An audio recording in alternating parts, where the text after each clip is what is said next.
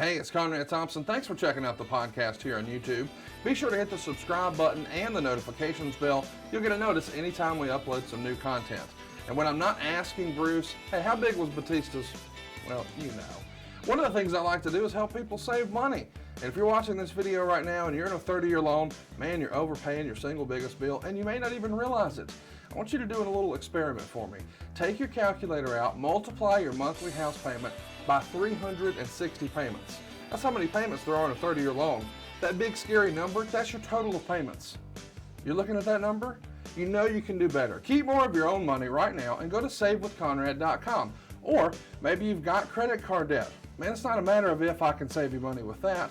Your average interest rate on a credit card is more than 20%. And by the way, all the interest you pay on those credit cards, it's not tax deductible. Whereas the mortgage interest, well, that is tax deductible.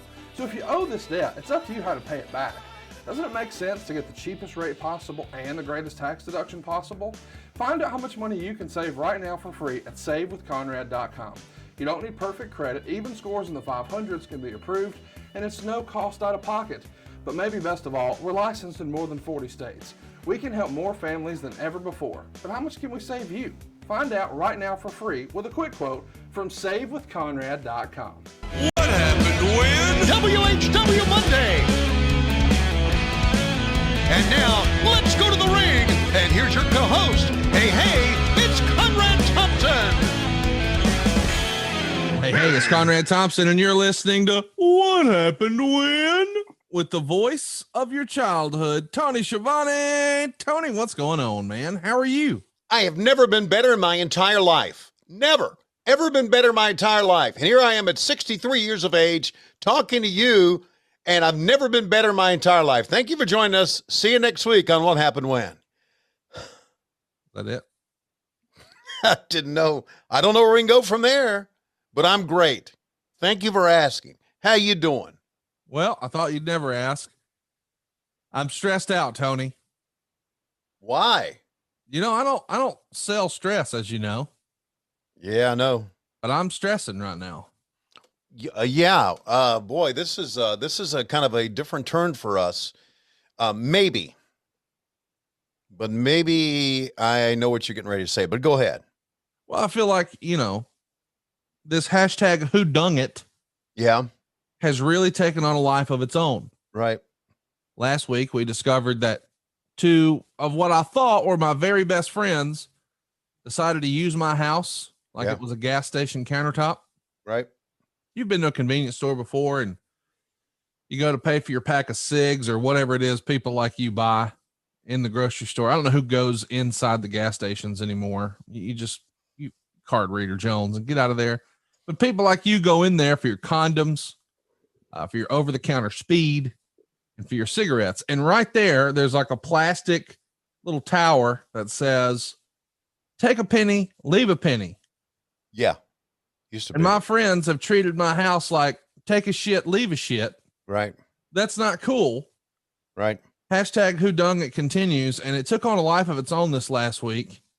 And I'm sad to say that I thought I was going to be able to cut one friend out of my life, but I feel like I've lost both Cassio and Dave Silva. Well, that's not much of a loss either way, but I feel your pain. Here's where we are. Okay. Dave Silva has requested. The story you are about to see is true. The names have been changed to protect the innocent. All right, go ahead. Dave Silva has requested, he's demanded an opportunity to address the What Happened When audience to quote unquote clear his name. And I think this is him trying to enter our Zoom meeting right now. Let me go ahead and let it. Are you okay with, we don't normally do guests. Can I let Dave Silva into the room? He can't take a shit on our virtual floor, right? We hope. Hello, gentlemen. Oh my gosh. There he is. So first of all, you look like the guy who used to come out with, Alejandro. I mean, what is this look you're wearing right now? Is this what serial shooters wear these days? You've been shitting down in Miami? Number one, I just want to state that 0 shits have left my body in days. You haven't shit in days? In days. To prove my point that I can enjoy a wonderful swimming pool without shit leaving my body. Wait, I don't understand. Whose pool have you been swimming in? What does that have to do with you shitting on my floor? Well, I bought a blow-up plastic pool. I have it up in my backyard. I have sat there for hours. 0 shits. Dave, don't do this to yourself, buddy. You're guilty. We know it. You can go ahead and take a shit today. Just own up to it. Yeah. Why couldn't you just tell the truth and let's put this behind us? That's fine. We don't want you to hold in that shit. Okay, No. Go ahead. Say guilty and then move on. Go take a shit today and then whatever else you do. You can hit us with the quick sorry and we're all good. Yeah, we're fine. Tony, with all due respect, shut your damn mouth. Oh. The flying fuck. Conrad, with all due respect, as my best friend, I can guarantee you, with the skin on my baby smooth butt, no cheeks were spread on my visit to your pool. Yes, I had a Sonic slush. Yes, I might have tinkled in your beautiful bidet cabana bathroom, but my cheeks have never spread, especially on that trip to drop a deuce on your floor. Are you saying, just so I'm clear, you're saying you've never shit at my house? No. I'm on that trip. I shit all the time at your house. It's a privilege to shit at your house. They're little robots that just shoot water and wipe and give me a little sweet kiss, even a little spray of fragrance when you use your bathroom. It's a privilege. And I love shitting at your house. I love peeing in your pool. Wait a minute, you're peeing in my pool? No, wait, that came out wrong. I love everything about your home. It's wonderful. But on that day, no shit left my body. I feel like I'm being framed. I feel like Cassio, our other best friend, has set me up to take the fall. Why would Cassio set you up? Let's just go back to a text message I received hours after I visited your home while you were away and so graciously allowed me to swim in your pool. For the last time, by the way. Yeah, the last time, yeah. Tony, again, with all due respect, this is my life, okay? Okay. You need to shut your damn mouth, okay? I'm just saying, I don't want to be rude. I don't want to be disrespectful. I love you with all my heart. But he's Mexican like you, bud. Okay. This is the pride of my asshole. A text I received stating, hey, you swim at Conrad's today? Yeah? Everything okay? Yeah, just checking to see if everything was left all right. Now, why would you send a text to me knowing you were there before me? Yes, Tony. I can answer that. Okay. Because he's a friend of Conrad. Just want to make sure that everything is in its place. That sound, Conrad, doesn't that sound like logical to you? Sounds totally reasonable and responsible. I only wish someone would have, Dave Silva would have texted someone to make sure everything was okay after he took a shit on my floor. Because here's where the snot thickens, as they say. True or false, you allegedly used the pool one day after Cassio Kid. True or false?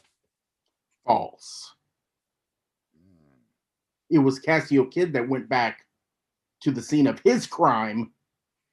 Wait a minute. You just said he texted you. Yes. If everything was left okay, meaning he was there before you. He was there before me. He was there on the 4th of July while I was at your other abode enjoying fireworks. He was at your home swimming in your pool. Wait a minute. I got the answer to this. You're saying that you went to my lake house. Yes, I didn't even know that. This is new information. Well, you're not like you're not actually living there yet. So it's kind of like I just went to that city to watch fireworks, and it just so happened to be in a place you own. He's a fucking squatter, Conrad. I'm gathering this. Tony, I'm not a squatter. Okay. I wanted to watch fireworks on the 4th of July over a beautiful lake, just with my family, with my sweet little Mexican children. Just wanted to watch fireworks for our independence at a beautiful home on a beautiful piece of land that doesn't belong to me. That doesn't belong to me. That's the key part of the whole thing. No, let's stay focused.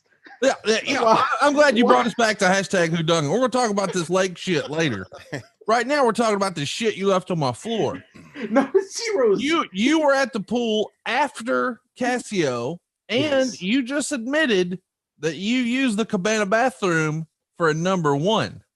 Yes, I did. A number one. The shit was in the cabana bathroom. So here's my issue with you, Dave Silva. Mhm. At minimum, you stepped over a shit. Either you shit or you stepped over a shit. Either way, we want to quit. But you need to quit lying. You piece of shit motherfucker. Tell the truth. Either you shit or you took a step over the shit. I don't know what's worse, to be honest with you, Conrad. I'm not so sure what's worse. If I came to your house today, Tony Schiavone, Yeah. and I had to use your restroom, and I went in there, and there was a shit on the floor, guess what? Yeah. I got to clean it up. Yeah, I know. It's what friends do. I found it. It's like finders keepers. Believe me. Okay. Would you be willing to go under oath for this, Mr. Silva? Oh, that's it. You know If- what? If Silva is your real name. We're going to hook your big ass up to a fucking lie detector next week on the show. Guys, we're talking like this is getting crazy. This is getting out of hand. Mhm. I didn't shit in your bathroom on Yep. the floor. My Mhm. God, on your floor? What Yeah. am I, an animal? Yes. What am I? What? That would have never left my body. But being attached to a lie detector, Mhm. y'all are. I think this is getting way out of hand. I Yeah. think Casio needs to come clean. He Mhm. just needs to say, "Look, I had a little bit too much, and maybe my trunks fell off, and I didn't make the hole, and maybe a nugget dropped. I don't know. I didn't see anything. I Okay. didn't. Well, you said touch it? Casio needs I to didn't come see it. clean. I think my bathroom needs to come clean. I mean, Well, here's the thing. Why didn't you just get your wife to come clean your shit up? look, she has enough on her hands right now. I bet. Her husband hasn't taken a shit in a couple days. Look, I'm regular enough. All I gotta say is that she's busy doing other things. I'm enjoying pool time. Listen, I think you're trying to be cute right now. Let me just brass tacks it. You need to tell the truth because it is a condition of your continued employment. So just fucking own up and tell the truth about the shit. Or next week we're hooking your big ass up to a lie detector. You know what? I've never been threatened Mm-hmm. in my life. This There is are not a needles. threat. This is a promise, There are motherfucker. needles involved. Mm. You know what? I'm done being interrogated. I'm done being put in this hot seat and put in this position. I'm a man about town. I wear fancy glasses and hats. People know who I am. I don't have to take this from both of you. You know what? You're gonna hear my stance on this lie detector, and you're gonna hear from my attorney. Both of you. You make me sick. No shit. Did he just dial tone us? Yes. Cocksucker. Wow. Well, Why wouldn't you just tell the truth? I don't know. And it looks like since his employment depends on it, you're going to have to find somebody else to fall asleep in the company canteen. Dude, I'm going to have somebody else to not drive me around Mm. and to show you graphics at the very last possible minute. Yeah. And sleep sitting upright at their desk. I've never seen or heard Dave like this ever. I mean, I feel more strongly now than ever before that we've got the evidence. First of all, he admitted to being at the scene of the crime. Yeah. I mean, he straight up said, I was in the cabana bathroom. Now here's the thing. Here's the detail last week. I didn't reveal which bathroom it was downstairs. Did you know that? No, I did not. I never said what bathroom it was. There are 3 bathrooms downstairs. As you know, there's the one by the pool table and the elevator. There's one at the base of the stairs next to the wine cellar. And then there's the one in the back with the steam shower right off of the pool. Right. That bathroom, which we have nicknamed the cabana bathroom, is indeed where said shit was found. Wow. So if we have acknowledged here today that Dave Silva was A, there one day after Casio, and B, used that bathroom, I feel like it's pretty open and shut case. I do too. I've been watching a lot of detective television shows and movies as of late. Yeah. Yeah. I've been watching Bosch on Amazon Prime, and I've listened to a lot of guilty people on those shows. I'm not sure. And yeah, Theory agrees with you. yeah, she sure does. And I think that Dave is guilty just by listening to him talk. He was obviously sweating profusely, which is nothing new, I know, but No, he's guilty. he's 100% guilty. Yes. Well, so now the ball's in your court, buddy. You have to decide what you're going to do with him. Well, I mean, I'll tell you what I'm going to do with him. We're going to go ahead and hook him up to a lie detector next week. And if he refuses to do that, he's out of here. You know, I'll find somebody else to make 6 figures sleeping all day. The first Greyhound back to Harlingen, buddy. See ya. Oh, I wish I could do that little whistle like he did. I'd love to hit him with one of those. Flair does that, you know? He goes, that stuff. Yeah. Okay. Yeah. Well, listen, let's get into why we're really here as we continue to let this shit story evolve. It's a hashtag shitgate, hashtag who dung it. And we're going to get to the bottom of this next week. But today we're doing something a little different. We've decided that we're going to watch a Great American Bash, the very first Great American Bash of 1986. We're going to do it together here today. It's going to be a jumbo supersized show, Tony.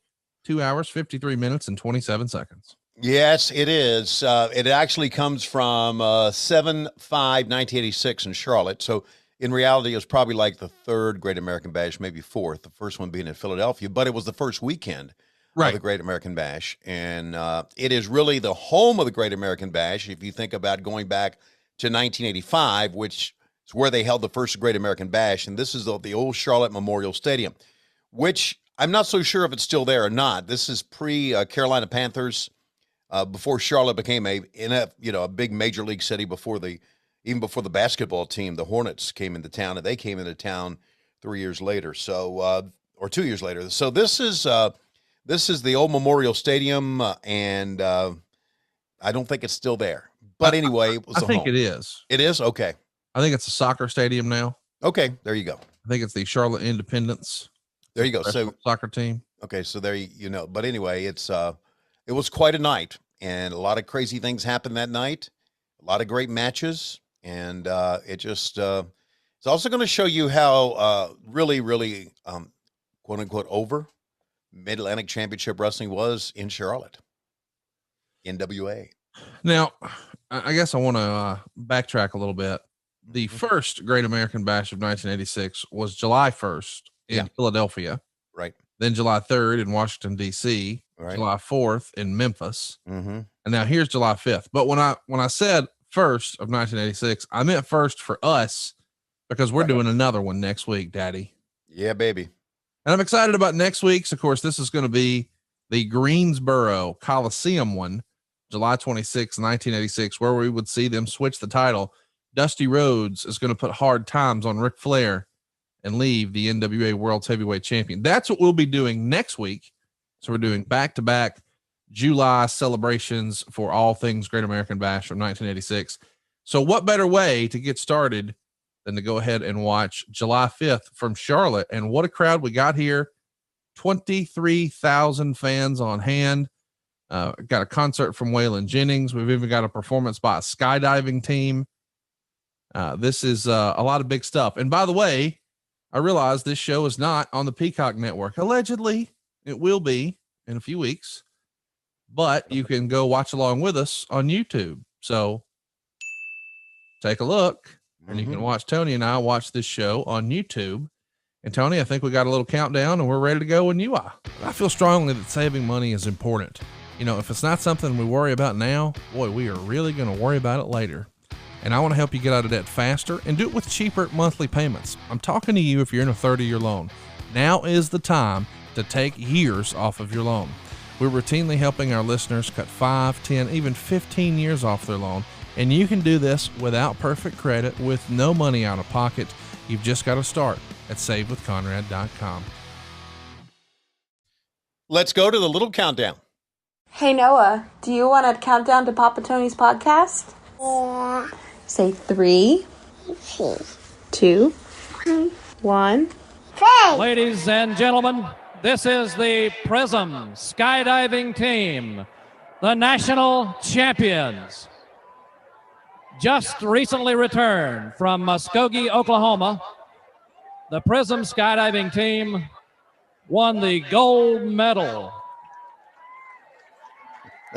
The gold medal in 4-way rotation, which you're about to see. Did you know there was a gold medal for skydiving? 4-way rotation, which I believe was Silva's ass cheeks. Oh, I was going to say it sounds like the after party with the Rock and Roll Express. Wow. Burgundy shoot from Raleigh, Joey Whitehouse. Yeah, Joey. And the blue and silver shoot from Raleigh, Skip Summers. Yeah, Skip. I believe we're watching the VHS release of this show. We might be, which means, well, it's going to be a 3-hour show. So we'll, you know, they, do you like skydiving? Do you look up and I don't understand what we're watching. Don't care to watch it. Don't find it entertaining, even remotely. Yeah. I never have either. I think it would be fun to do. I mean, if I wasn't deathly afraid of heights. Sure, it would be if you weren't. Yeah, if you weren't be. But this, by the way, the announcer here, I believe, is C.J. Underwood, who was a local TV personality at WBT in Charlotte, WBTV in Charlotte, and was a longtime ring announcer for the Crockett's at the Charlotte Coliseum. I'm not so sure that he, there you see the lights as we're looking straight up. I'm not so sure he ended up being the ring announcer for this event. He may have been. They may have used Truck and Tom Miller, but we're 2 minutes into this shit, Tony. Yeah, we are.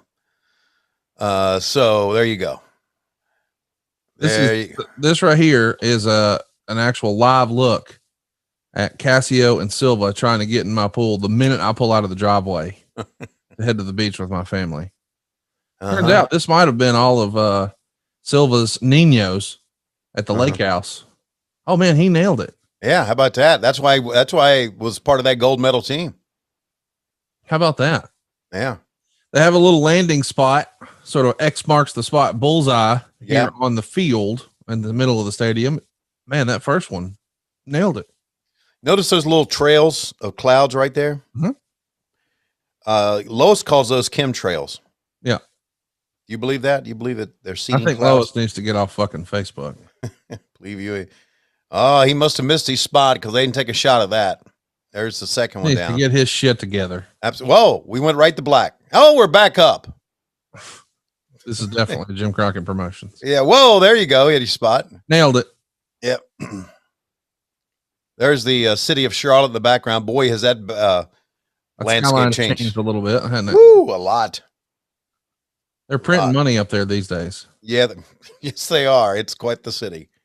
Here we go. Last one, and then maybe we'll get to some wrestling. That'd be nice. Although, I bet there's some matches where you and I would rather watch skydiving.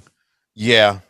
Yeah. But basically, you know, we've been in 1986 in it for quite a while, and most of the matches that they have been building to, we are going to see here. And here's a look at the crowd. Let's take a listen. North Carolina, champions of the United States.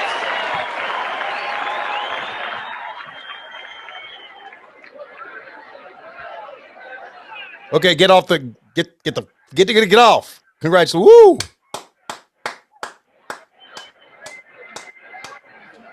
We never got to see their faces at all. No, that's us. Just nameless, faceless people who fell from the sky. Yeah, and it looks like that it doesn't look like it is. It looks like the ring is off center here. That's not the 50-yard line. That's kind of pushed down to the right, so to speak. Well, they probably felt like they had to give a bigger landing spot for those fucking goofs from the sky. Do you think that David Crockett, maybe Jimmy Crockett, chased those skydivers down and said, "Hey, y'all gonna have to get the fuck out of here. Give me $20 a head. I got to pay for this fucking whaling concert coming up in a little bit.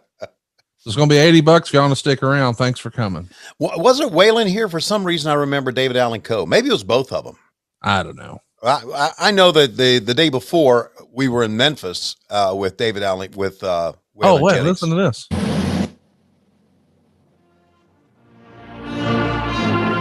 Dude, now you got to do that at a show called Great American Bash. Of course you do. I love it. Everybody's standing up, got their hand over their heart, getting a nice shot of the flag. It's a cool little deal. Well, who's that? Who's the dickhead with the hat on? Won't take his hat off and cross these. It's probably Dave Silva. Yeah. There you go. Cute little girl. We're going to see Peggy Latham, you think? Maybe around here somewhere? She's got to be here. Oh, I'm sure she's somewhere talking about, Clemson and all this horse shit. I know, dressing some Dayglow orange or some bullshit. Put a shirt on. Motherfucker. Dude, it's so cool to see Aerosmith here to see the show. Somebody got a pipe. Smoking that pop. Well, back when I was a young man. Well, not too inventive about taking the shots here. Just, let's go to the flag. Just stay on the flag. Okay, let's go to the girl with the mullet. Oh, wow. That is a hell of a mullet. Yep. And here are all the cars along that parked on the grass and shit. Just where can you get in here? Come on. Right on Independence Boulevard. And you can sit down at the end if you want, but you won't be near the ring because, as you know, we widen out here. The ring is right there. Oh, you know why they did the ring down there? Because they're going to do the concert. Yeah. That far end on the left. So they want fans on the field for that, I guess, maybe. Yeah, I guess. And then they'll let the fans move up to that's CJ Underwood. There he is, buddy. Let's take a listen. Ready for wrestling.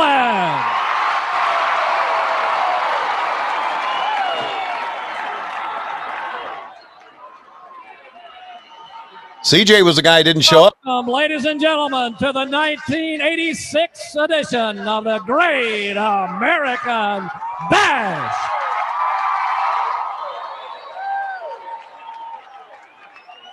All matches are sanctioned by the NWA, the Major League of Professional Wrestling.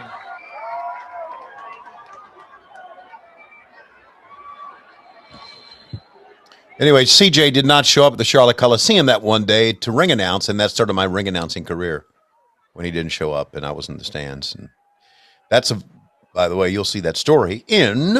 We've got 10. We can see that story went in Butts and Seats. Denny Brown's going to start things, so we're starting off hot. Love you, Tony. Oh, God bless you. Oh, God, look at Earl Hebner. Holy shit. Oh, my God, Mr. Electricity. Well, who else could it be? Okay. You got to get this crowd fired up. Get old Mr. Electricity out there. Yeah. You know, I need people to start calling themselves that in real life. Like, can you imagine? Man, look at Hebner. Baby Earl. My God. If you, serious business. Okay. We got to find somebody in our life like Dawkins. Mm-hmm. Or I don't know, maybe Mark Nielsen, Jeff Jewett, Eric Rottencrotch, one of those guys. Yeah. They need to start referring to themselves as Mr. Electricity. That would be good. Rottencrotch has a pretty good name already. Oh, it's a tremendous name. Yeah. Denny Brown is the NWA World Junior Champion, heavyweight champion. By the way, Jeff Jarrett got to meet Eric Rottencrotch a couple of months ago. Uh-huh. And he could never remember his name exactly, right? Yeah. So every time it would be something a little different. So it started with, what was that? Eric Eat My Crotch? And I'm like, no, Eric Rottencrotch. Okay. And so then the next time it would be like, hey, what was it now? Eric Stinky Ding Dong. What was Stinky Ding Dong is the best last name ever. Yeah. But I would love like that guy. Mm-hmm. I mean, with that jacket, I need Eric Rottencrotch posted up at some bar at a death metal concert. Mm-hmm. And some heavy set goth chick comes over with heavy eyeliner, belly's up to the bar, literally. And he says, hey, sugar, nice to meet you, Mr. Electricity. Well, you see Jackie Crockett in the foreground, shooting the camera, running the camera. He didn't, obviously, Jackie didn't run the camera at the studios of TBS because they use their own people, but he always did syndicated shooting for us. And then, of course, when WCW became WCW, Jackie, was a cameraman. Where did you watch this show? Were you in the press box up there? I know. I was on the field. Who's in the press box? You know what? I didn't go up in the press box. I don't know. I don't even know if they opened it up to members of the press. But I kind of stayed in the back, hung around in the locker room, and would walk out and watch. Now, if I recall, we didn't notice that here, but if I recall, I think we sent some of the guys came in on golf carts. That's exactly right. There's a famous shot of a young Dustin Rhodes driving a golf cart. Oh, okay. Let's see if we can track it. See what this sounds like.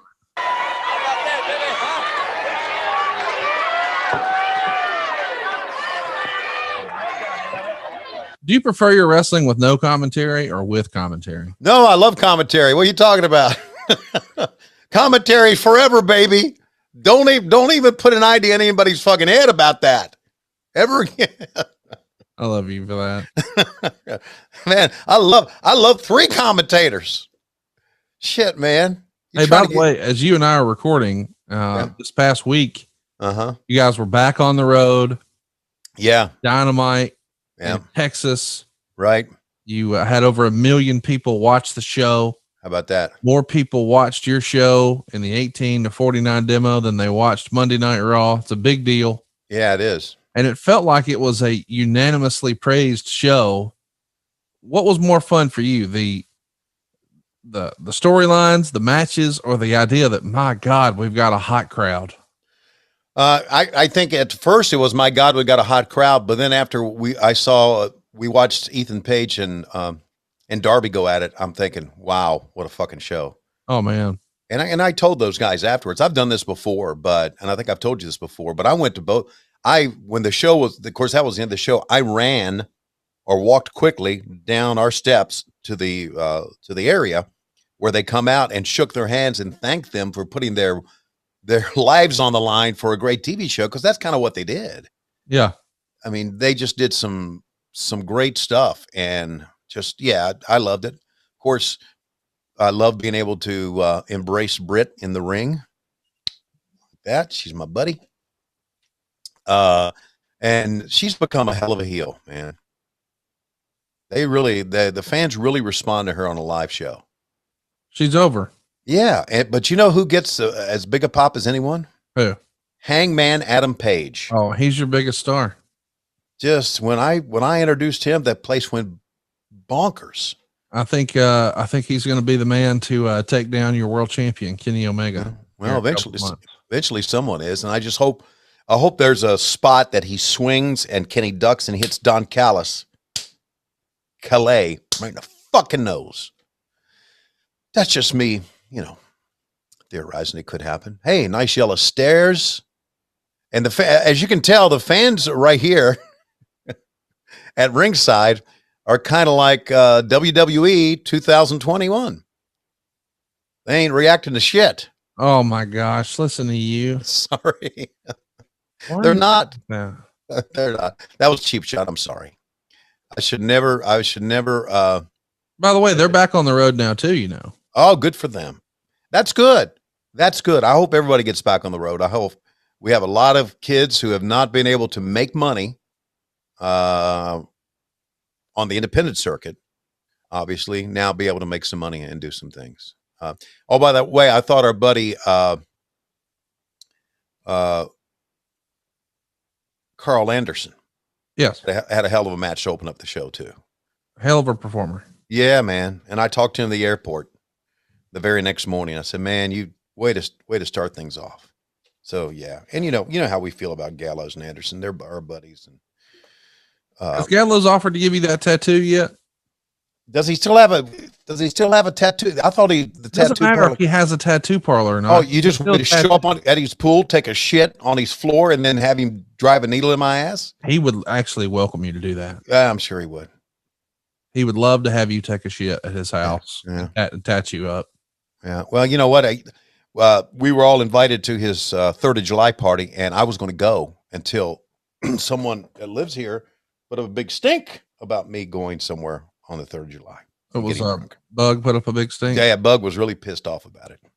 Yeah, he probably wanted to go with you. Yeah, he probably went, yeah, we ain't going to go for him. He stayed out. So I said, okay, I'll stay here and sleep all fucking day like you do. Anyway, so, hey, Mr. Electricity and Denny Brown are having a hell of a match here. Watch out. False finish.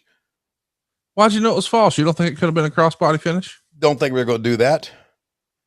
Man, they are really wrestling at a pretty big pace here. Yeah, they are.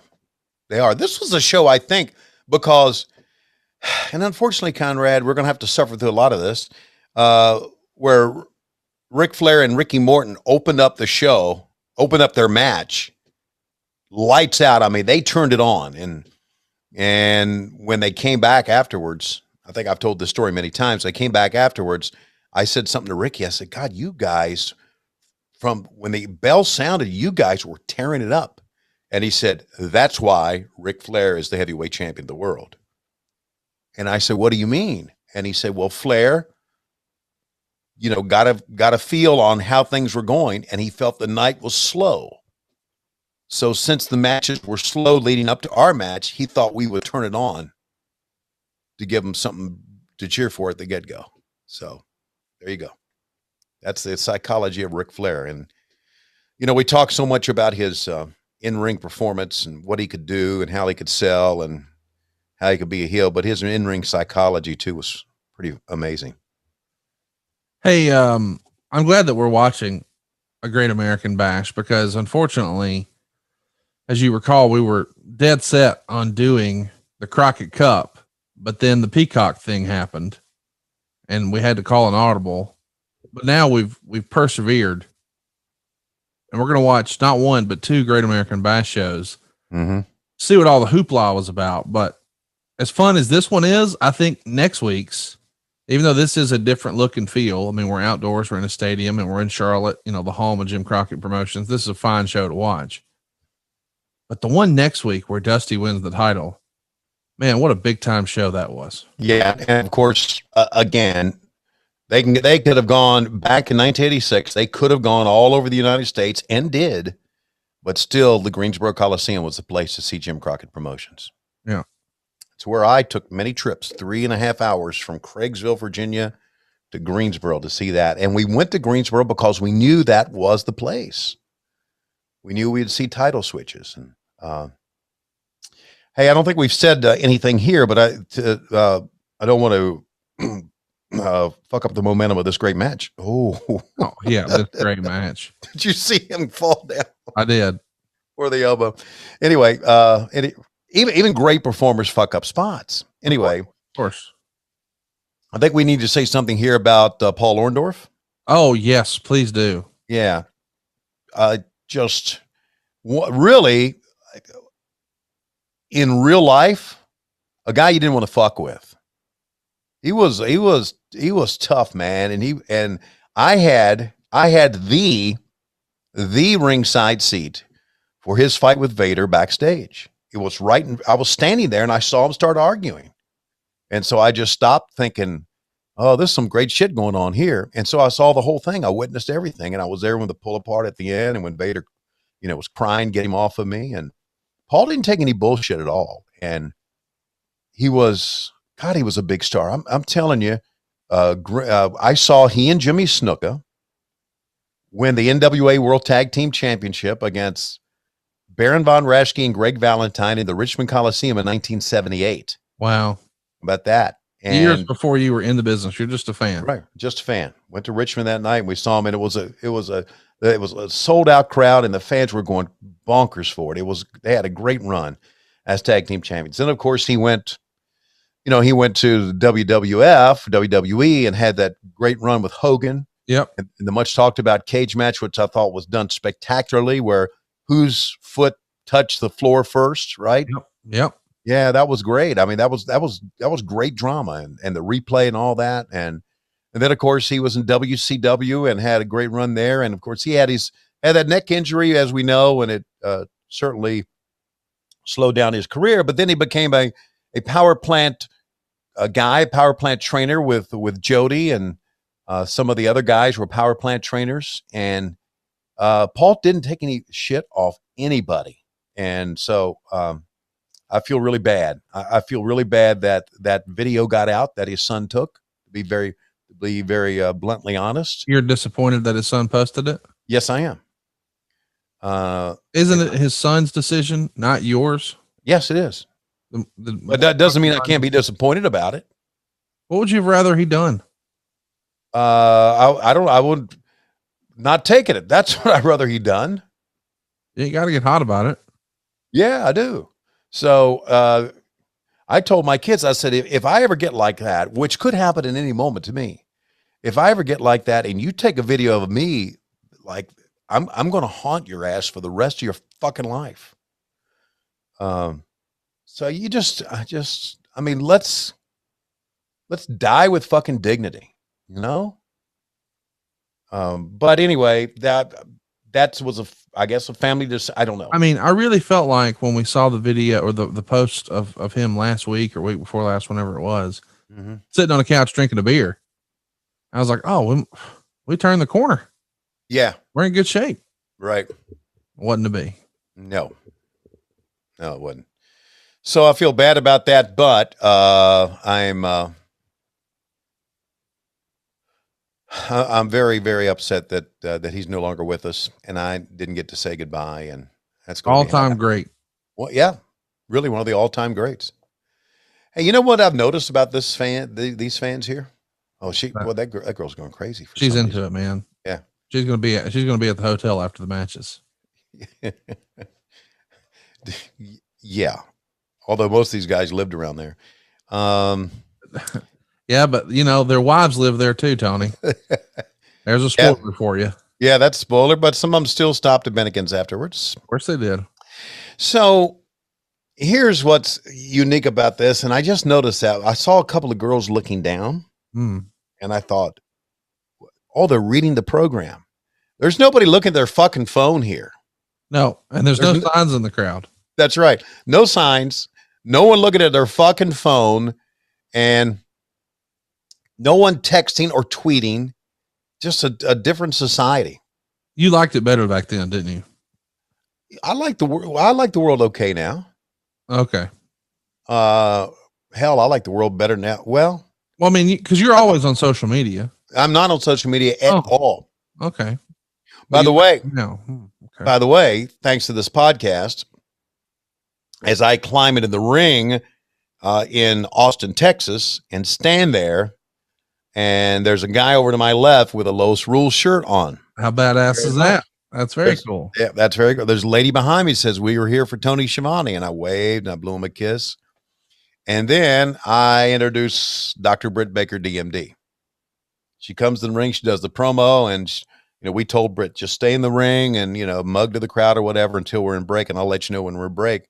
And this guy to my left with a Los Rules shirt on puts up the sign, Britt Baker fears Lois Schiavone. Oh. And I went, oh my God. And Britt looked at that and she looked at me and I went, hey, and she was pointing at the guy and cussing at him. And I'm thinking, I have nothing to do with that. Okay. Nothing to do with it. But hey, Britt, we all fear Lois Schiavone. Okay. That's what I was going to say. That's right. Me included. That's right. So there you go. Even the dogs, right, Bug? I feel like Lois missed her calling. Well, she could get into an industry where you get paid for fussing. Yeah. I think that'd be the move. Or fucking with people. Oh. And I made a mistake. Okay. In many ways. And this was my decision, and I feel bad about this. When we first got married, Lois had a chance to join the Greensboro Police Department. And she didn't do it? Yeah, and I told her, I said, you know what, do you really want to? So I'd feel really uncomfortable with someone putting their life, with my wife being out in the line of duty, and If you had to do it over again, you wish you would have risked it all. I don't wish she would risk it all, but she would have been a good one. But can you imagine how well that would have worked when you belly up to the bar? You wouldn't have had to pull any old Mr. Electricity horse shit. You could have just said, I'm a widow. God rest her soul. And you start hitting some of these. Man, you're getting consoled every night. Yeah. Yeah, you put it that way.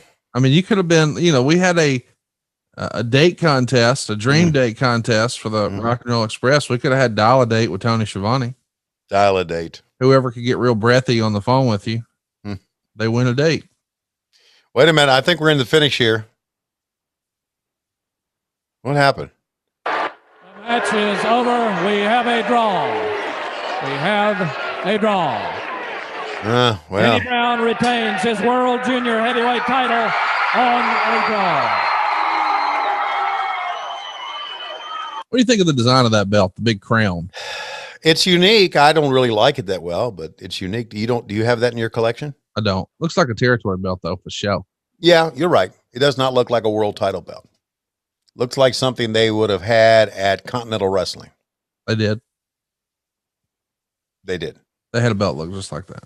Okay, so now we're going to take a look at the instant replay. Listen. Oh no, this replay. They're beating the shit out of each other. No. Oh, they are? No, it's the instant replay. The belt is in the ring. Okay. I thought it was instant replay. This is post-match antics. Mr. Electricity took the belt. He didn't even win it, that goddamn cheater. There you go. Take it, baby Earl. There you go, Earl. There you go. Yeah, Mr. Electricity screwed Mr. Electricity. Uh-huh. Look at that. Not even mats around the ring. You I like fall, that. you Grass. you fall on the grass, buddy. Woohoo. Some big boobed women on the right there. Man, you got a radar for them things, don't you? Yeah. You consider yourself more of a boob guy? Yeah. Okay. Yeah. And you consider yourself? Oh, I'm more of a vagina man, Tony. It's more my speed. Had a put your hand down. Come on, put your hand down. Had a great conversation this week with Rebel. Oh yeah. You know how hilarious she is? Oh, she's great, dude. How do you not love her? Oh man, she's like a stand-up comedian almost. Really, really fun. Yeah, really funny. That old lady went up there and said, "That's all right, buddy. You're still the champion. Don't you worry about it. I'm going to sit down here." All right, here's the bad news. We got we got to kind of hang out. Oh, we go back to the ring. Oh, look. Oh, this is great. This match schedule, one fall, a 15-minute time limit. Introducing first from Texas. He weighs 300 pounds. He is the current Mid-Atlantic heavyweight champion, Black Bart.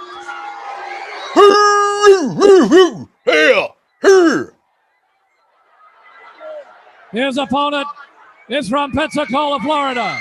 He weighs 220 pounds. He's a member of the Rock and Roll Express, Robert Gibson. I'm so glad Black Bart is in here. I might need you to we know it's a live event. It's not a TV match. Yeah, but do a Black Bart voice as we're going. But I don't think you can do it like the whole time. Like I don't want to punish you. You know what I mean? Like you don't need. Yeah. I don't think you want to do that for 15 minutes running. No, I don't. But you can have fun with it whenever you'd like. Well, I'm just let's walk up here, Robert. I'll put your goddamn ass. Whoa, fuck! I missed. Oh, shit! I think I shit my pants. I missed so far. Get out of my fucking way. Fucking no good piece of shit. Your brother's better anyway. Look up again. There you go. You know what I've been doing all day, Robert? When you've been into, fucking women, I've been chewing tobacco. Oh,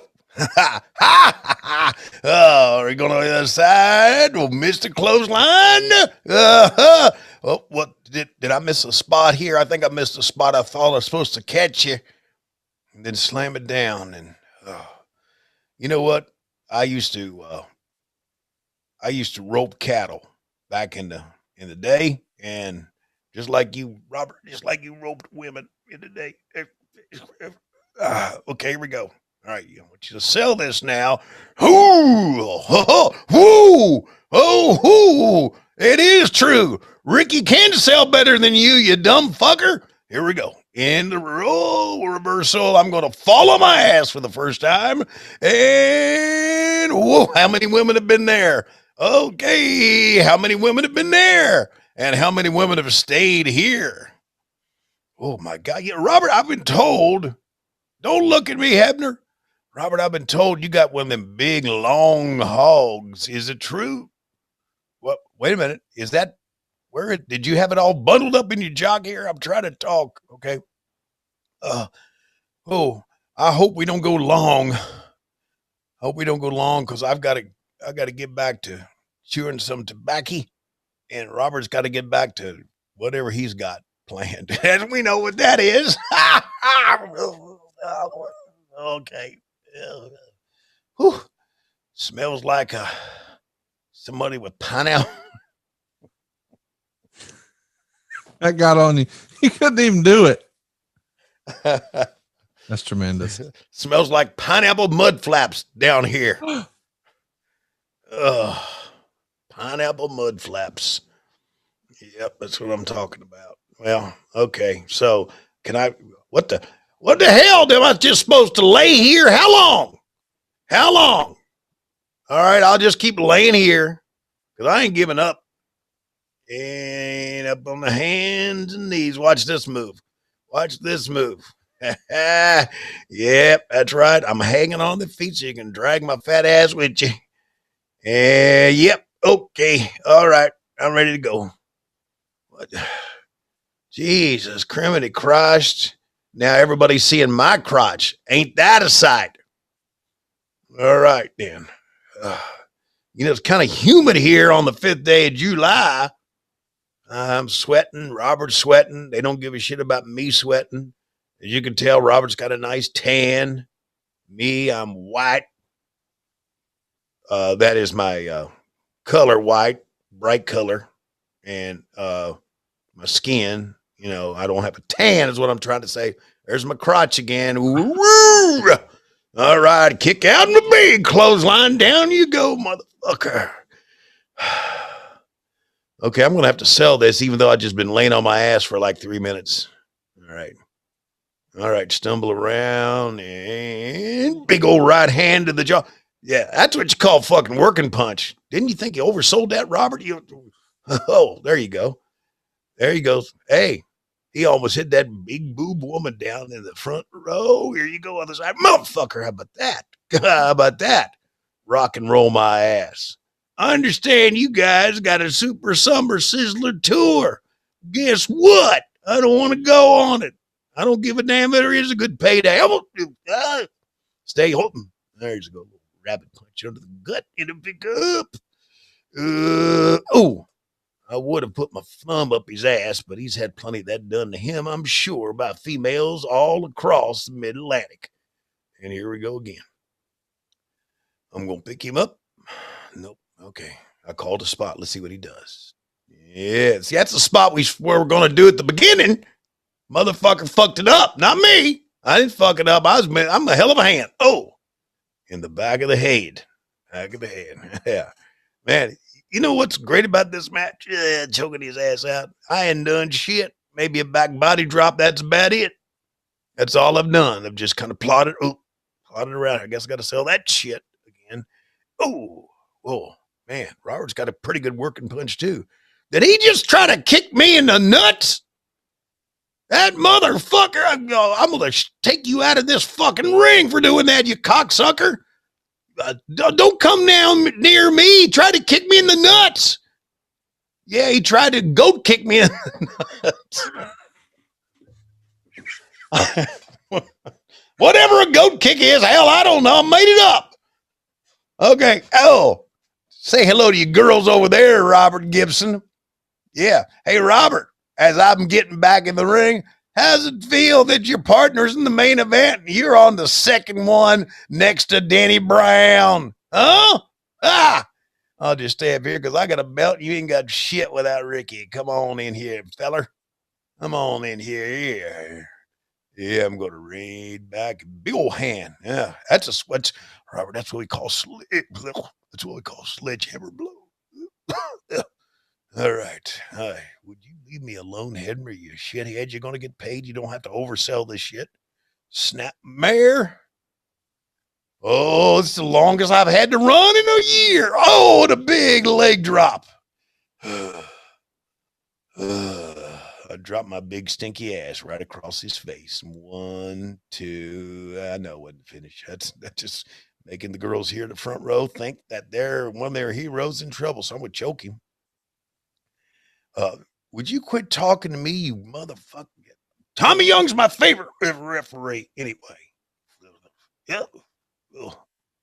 How about that? I just kind of leaned back on that one. You know, if I keep having to stand up, I'm going to blow up more than I am right now. All right, here we're calling the spot. Since in.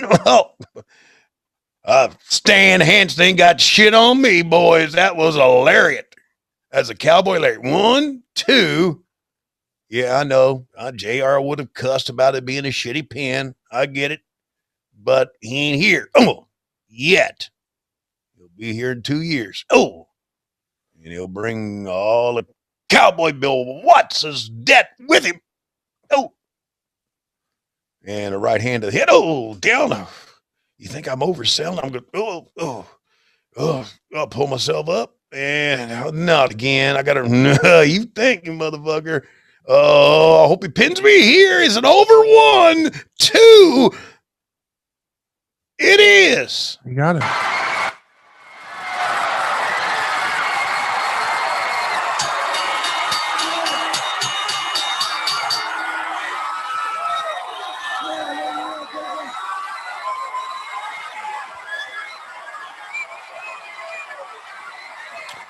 Well, they just sure didn't get to the ring announce quick here, did they? Your winner of the match is Robert Gibson.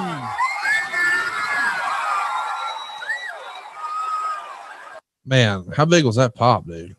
A big one, man. He's over like a rover. Just a little simple cross body. And it worked. Yep. And we had a finish. Yay. I was hoping he would have climbed up on top and fell backwards off the top rope through a coffin, but wasn't going to happen, I guess. Yeah. With a piece of armor on his back.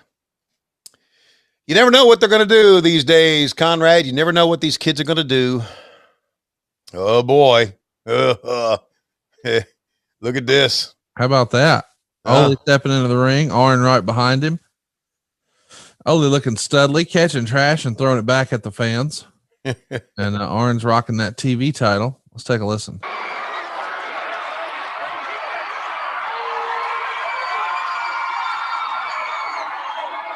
Oh my God. Is this Sam Houston and Nelson Royal? Yeah, that's what it is. Well, I'm putting my money on the Andersons. Just a hunch. As you should, my friend. As you should. Oh God. Man, can you believe? I mean, I know I'm just a little traumatized. Can you believe that Silva wouldn't just admit that he shit my floor? Oh, I can believe it. Listen, I know we had fun talking about it on the show last week. We were yucking it up and hamming it up. In the scheme of things, it's really not that big of a deal. But now the idea that he's dug his heels in and won't just admit when he was wrong and say he's sorry, it's pretty disappointing. I don't know. You may want to rewind the tape, and of course, this would all this is incriminating evidence. You know, they tell you what you could say can be used against you, and he wouldn't. I mean, it's been incriminated. So I get it. You know, when my job's on the line, my reputation's on the line, I'm gonna, lie like him too. So he's a liar. He's a lar. He a lie. Let's listen to this intro. In Mooresville, weighing 228 pounds, Nelson Royal. A special challenge match, one fall, 20 minutes. How about the how would you describe the response for Nelson Royal? Yay! Couple of us over here remember Nelson from years gone by. He's a local guy in Mooresville. Yay! Anybody else cheering for me? Nope. All right, I'll keep cheering. A lot of see a lot of Brock Anderson and Arn here, don't we? Or a lot of, I mean, he looks like his kid here, for crying out loud. Nelson Royal looks like he could be Dave Silva's uncle. He sure could.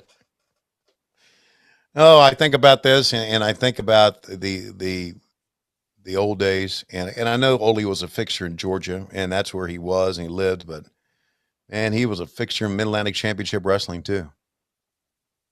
Now Ole's here, so Peggy Latham's got to be around here. You see any bright orange bullshit smock or anything like that? Can't be far away. A moo with some. Okay, look at him talking to Jackie. Oh God. How was Jackie treated by the quote unquote boys? I think to say David or Jimmy. I think they're all treated the same way. Everybody handled them with respect and dignity. Yeah, I think so. Good. You know, Jackie was a little bit more. Of course, you know, when I knew Jackie and actually hung with Jackie a little bit, traveled with him some. When I knew Jackie, he wasn't married, and Jackie was, you know, kind of a free spirit. But yeah, they all treated him with respect. You know, Jackie not only ran the camera here, but I've talked so many times about us and doing those promos all day in the garage. He ran the cameras for those all those years. So, you know, Jackie stayed busy. You know, he was, and you know, I'm not so sure. It's something that maybe we could, I don't know, we could ask one day. I'm not so sure how much Jackie was involved in the decision-making process of Jim Crockett Promotions. We should ask him. Yeah, I think it was pretty much David and Jimmy, with being mostly Jimmy, you know? So, you know, because I to be honest with you, I don't know. I mean, Francis, you know, I don't know if the family ever got together, all four of them, the kids. And Mrs. Crockett, the mother, was alive at this time. You know, so I don't know how many times the family got together and made decisions. I don't know. I mean, if you go back to the sale of Watts, it seems like on the surface, this was an idea that Jimmy Crockett's idea, and nobody else in the family wanted to do it. I know David didn't. I mean, that's what I think. David didn't. But so I don't know if it was one man running everything or what, or how it happened. It'd be interesting to hear how that all came about. You know, did the family get together and say, hey, we're going to buy Bill Watts out? And some of the members of the family said, no, it's a bad idea. And Jimmy said, I'm going to do it anyway. I'm moving to Dallas. Dusty's going to move there too. Just interesting, you know? And, well, as darkness settles here on Charlotte,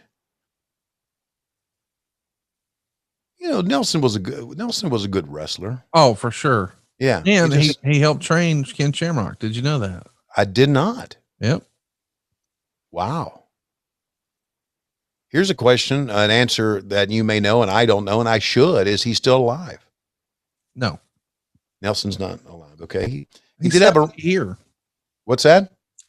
We're watching a match that's 35 years old, and as he's wrestling in this match, he's 70. Okay, so he lived to a bright. He lived to his 90s. That's good for him. He was born in 35 and he died in 02.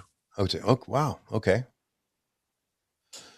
Yeah, Nelson's a good guy, man, and was a very good wrestler. He was a wrestler from the old school to where, you know, I may be wrong, and people who maybe followed wrestling in the 60s, maybe maybe Dick Bourne, who, by the way, recently turned 60. Maybe Dick Bourne knows if Nelson was a main eventer back in the 60s in the Mid-Atlantic. I don't know. I just never did see Nelson as one of those main eventers. But, again, as we said earlier with Black Bart, he's a hell of a hand. He can do a good job putting people over. So there. And he was, he had a ranch out in Mooresville. So he really was and a Western store. Yeah, he was a. He was a Renaissance man. Yes, Renaissance. Very well said. He was even active in Crime Stoppers and drug abuse resistance education, aka DARE. He did a lot of things for a lot of folks, and unfortunately, developed Alzheimer's later in life, and sadly passed away at just 66 years old. Wow! But if he was here today, he'd be well into his 80s. And he'd be reminding us all that Tony Schiavone ain't worth a shit. He also could be, since he's into Crime Stoppers, he could have, if he was still here today, help us out with this Who Shit on Conrad's Bathroom Floor. Oh my God, it would be so wonderful. Yeah. Come in with that cowboy hat on. I really wish we could have done that. What's that? Had him do this? Yeah. Investigate the nonsense. Yeah. With our former friend, Dave Silva. I need to ask you a couple of questions about it, just related to this, as we see Arn Anderson working it over with Sam Houston, and he's got those old school Anderson boots we love so much. Oh yeah, right, and the old school Anderson colors too, the maroon, the dark maroon, and I'm sure this is when you found the substance on your floor. Yes. And, the turd. Megan discovered it, but yeah. Yeah, you've told me that story about who picked it up. Megan did. She collected the sample. Okay, and she's run the tests on it. Ah, she knows more information, but she said, do you want me? I said, hey, will you come on the show and talk about it and explain what you found? And she's like, aren't you just going to talk to Dave? And I said, you're right. We should just talk to Dave. So I talked to Dave, and I felt like we were going to be able to come to an understanding today and sort of clear the air, and he was just going to tell the truth. But shitgate #whodungit continues. Well, here's the deal. If he passed the lie detector test, there are ways around that. How's that? What do you do? Oh, there are just ways around it. Lois knows more about it than I do. She read about it on Facebook? No. Her years in law enforcement. Excuse me. I had to cough. Anyway, next is DNA swab. What do you mean swab? Well, you're going to have to take a Q-tip and go up in the crack of his ass is what you're going to have to do. Couldn't we do like his nose or his mouth or something? Why do we got to go up his ass? Well, that's where it came out of. You got to be accurate, don't you? Okay. Well, I'm going to need you to do a drive-by and make that happen. No, I don't live in Huntsville, buddy. This is all you. See what you got yourself into? You're so hepped up about finding out who did this. You don't want to go to the heights that they need to go to find the guilty part or to find Dave Silva. Hey, I ain't no bitch. All right. I'm going to play it all the way out. All right. We're going to play it all the way out. DNA swab coming up next. It's going to be a terrible job. It's an up the ass DNA swab. Clint from Hershey can do it. Can he? 100%. He does all my dirty work. Yeah. Up the ass DNA swab. I'm Googling this. Yeah. Okay. See if I can find a kit. Okay. Well, I found one. Bings immediately. It'll be that easy, but I got it. Okay. I knew Megan could do it, but I thought, I should be able to. Have her do it. I'm sure she'd be glad to do it. No. I'm not going to let her stick anything up Dave's ass. Yeah. And here's the key. She can give us the kit though. Okay. Yeah. Here's the key. And because we don't trust Dave. All right. At all. Known liar. Do not let him do it himself. You have to do it. You have to see the sample go from whole to swab to plastic bag. You have to see all of that.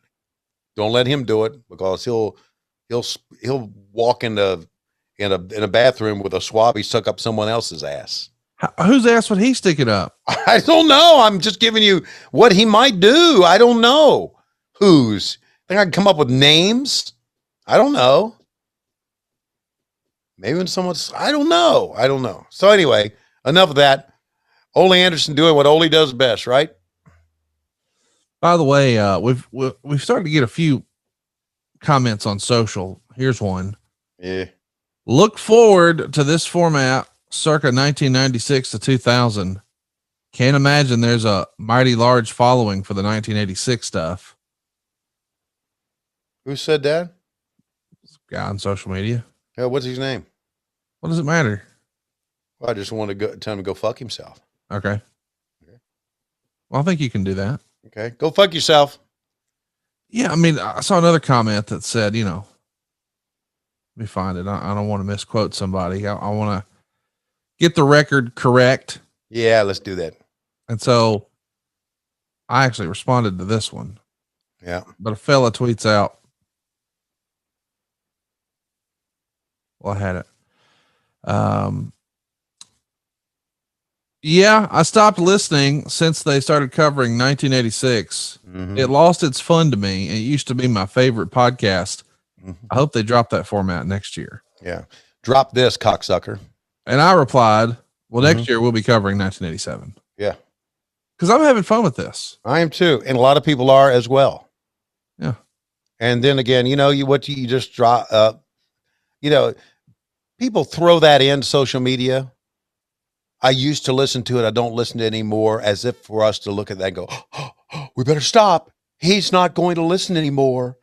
They're going to follow him out. Fuck you.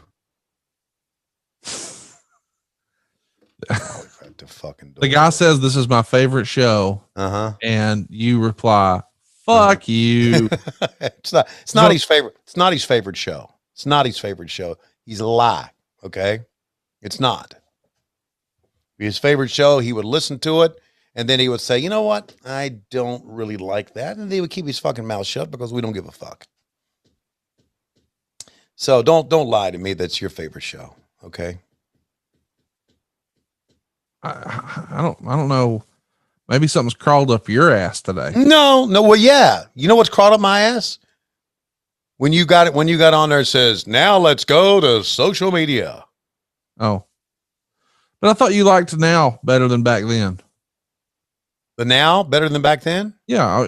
I said, you missed those times, don't you? Yeah, no, I like them both. I like them both. And if there's something that happens on a TV show that I don't like, I'm not going to go on social media and say, it used to be my favorite TV show, but I don't like it anymore. Fuck that. You know what? People don't give a fuck what I think about somebody, a TV show, and they don't give a fuck what you think. All right. And there are people that I work with that scour social media all the time. And I'm saying, stay the fuck off of that. Right. Well, it's a good feedback. No, it's not. Then give me a good feedback. Your paycheck every 2 fucking weeks is a pretty good fucking feedback. Oh shit, is Arn going to do the job here? It's impossible. Okay, there you go. Only made this. Fans really bought into that bulldog though, didn't they? This is going to be the finish. Okay. Yeah.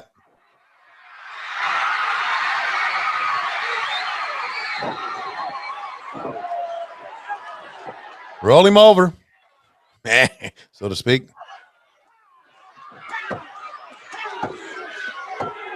Andersons are victorious. They stole it, man. That's a good heel finish right there. Man, I can't believe Paul Orndorff's gone. It's sad. It's sad. And I hated that Ole's in bad shape. Hated that Arn is 600 pounds. Just hate all that. You're mean.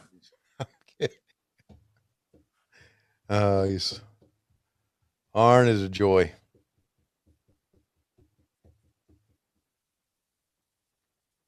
What do you think of the presentation now that it's starting to get darker? You got the lights turning on, the sun has set. Yeah. It feels cooler at night, doesn't it? Oh, yeah. Oh, good God. Track it.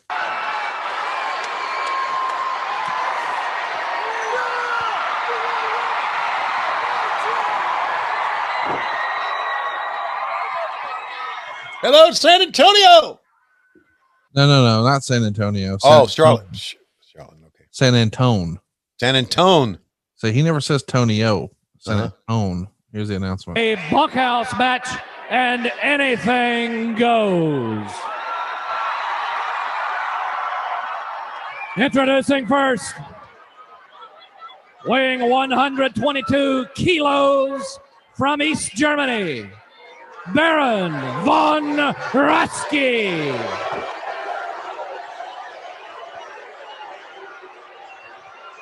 And his manager, Paul Jones.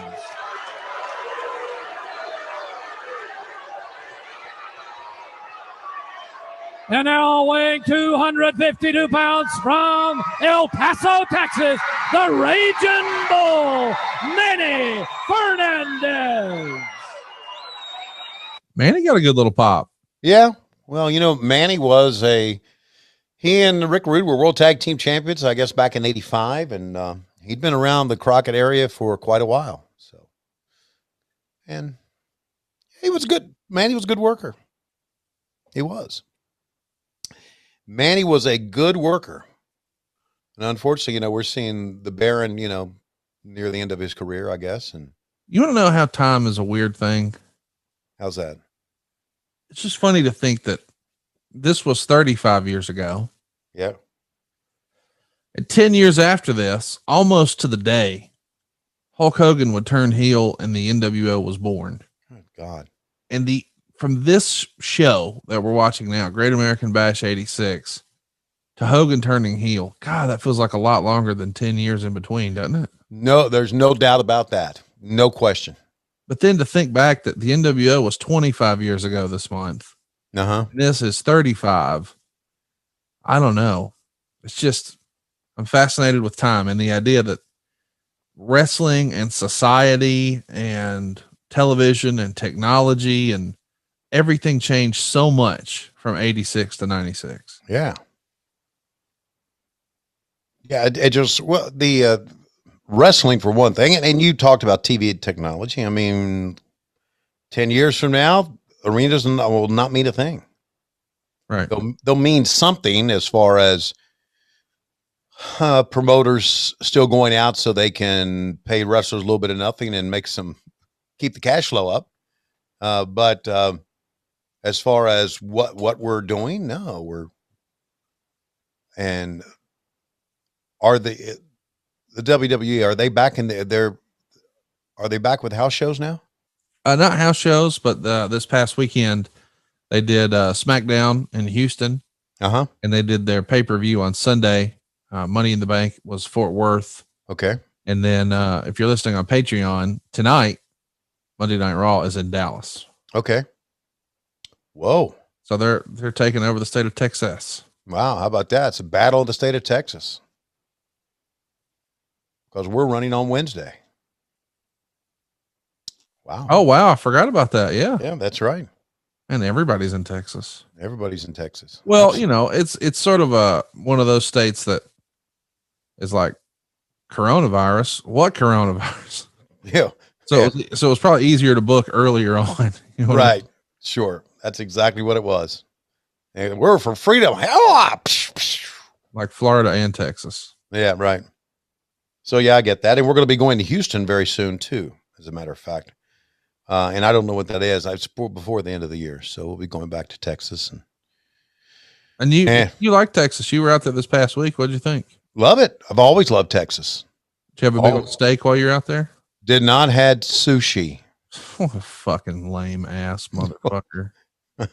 God. And you know what? Texas, you're supposed to eat beef with your mouth. And I'd like to finish up this story by saying I didn't even eat barbecue. And our buddy Mark Henry bought us a lot of barbecue. And you didn't eat any? I didn't eat any of it. Why are you being rude and refusing a gift? I don't know. Because I'm trying to watch my girlish figure here. So I just need to stay away from the link sausage and the ribs. I'm glad you didn't have any alcohol then, because if you're watching your girlish figure, you definitely didn't go drinking with Rebel, right? Oh boy, Manny's bleeding here, man. Look at this. First blood of the night. Yeah. Why are we not talking about your diet and how Okay. you? Well, we were talking about my diet, and we don't need to talk about it anymore. Oh, okay. Hey, how much longer till you get divorced? Do you think? What's the over on that? I'm not getting divorced. Do you think Lois? Is there any chance Lois ever listens to the show and figures out that you've been up to skullduggery? No. If this show was on Facebook, you'd be fucked. You know that, right? Yeah. Well, yeah, right. If things keep showing up on Twitter like they have, yeah. I haven't posted anything to Twitter. I don't even have social media.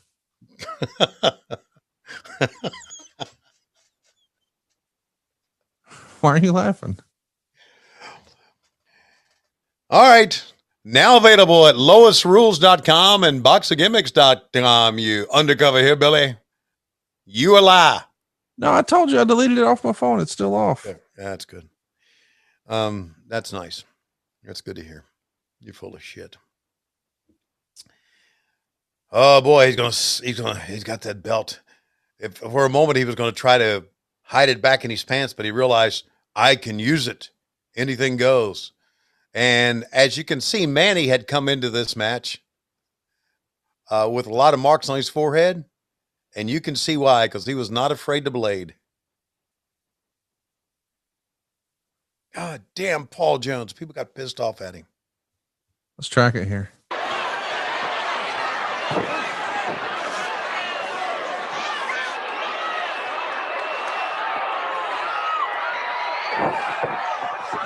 Tony, you ever blade? No. You never did it just for fun or whatever? No, never for fun. Why would you cut yourself and watch yourself bleed for fun? Well, I mean, just to see what it was like. Yeah, okay. Well, I'll take somebody's word for it. No, but you've told me before that you would like tuck your penis between your legs and dance around. No, I never did that because I don't need to tuck my penis. Why not? I can't tuck my penis. What do you mean you can't? There ain't nothing to tuck. It's not big enough to tuck, okay? You got to be personal. Okay. All right. Anyway, back to the match. Fans are getting into this one here. Why are you getting upset whenever you're yelling about your own penis. It's not me. You're the one that started with the penis jokes, not me. No jokes. It was a serious thing. I mean, you're the one that started with the penis conversation. And you know what? We're watching the Great American Bash, July 5th, 1986, Charlotte Memorial Stadium. Oh boy, that was a shitty spot. And you want to talk about penises. Go figure. Okay. Baron's pants down. yeah. Baron. He's sagging about 10 years before it was a thing. Did your kids ever go through a sagging phase where they would wear their pants real low? No, they never did that. Chris or Matt or any of those guys? No. That's still kind of popular among kids, isn't it? Who in AEW is sagging these days? Not anybody I know of. Eddie Kingston sagging? He might be. Proud and Powerful sagging? Don't think so. See, I was just thinking of like the cool guys. The cool guys, like right? I think the cool guys sag, and then Baron. I don't know that Baron qualifies as a cool guy. Yeah. I got on Eddie the other day because he wears this Yankee hat, kind of, with the bill. Yeah, with the at an angle and the bill out straight, not curved. Looks cool. Yeah, no, maybe. And I told him, I said, listen, you're not 17 anymore. Oh God. Why Okay. are you doing this? You need to stop this. He goes, Schiavone, fuck you. And that's basically his retort. Well, I echo his sentiments. What did I wasn't talking about you wearing hats. I was talking about him. Yeah, but he said, fuck you, Schiavone. And I agree with that theory. The flying burrito missed. And now he's shit on the floor. Oh, here comes Paul Jones. God, what a fucking embarrassment. Yep. That's Paul Jones. The guy with the tie in the background there is the great Wally Dusick, who had a ring crew set up the rings. Oh, that was bad too. Oh, shout out to the Hardy family. Matt and his lovely wife, Rebby, have welcomed their fourth child into the world. And I think it's the first girl. Wow. The Hardy boys and now the Hardy girl. That's tremendous. Matt and Christian had their match. Much talked about match. Like both those guys a lot. I just, I never was. Well, it's during the era when I didn't watch wrestling, right? The Hardy Boys and Edge and Christian. And now I've gotten to know them all. And I think it's pretty cool that I've gotten to work with these guys. All right, here comes your finish. 2, 3.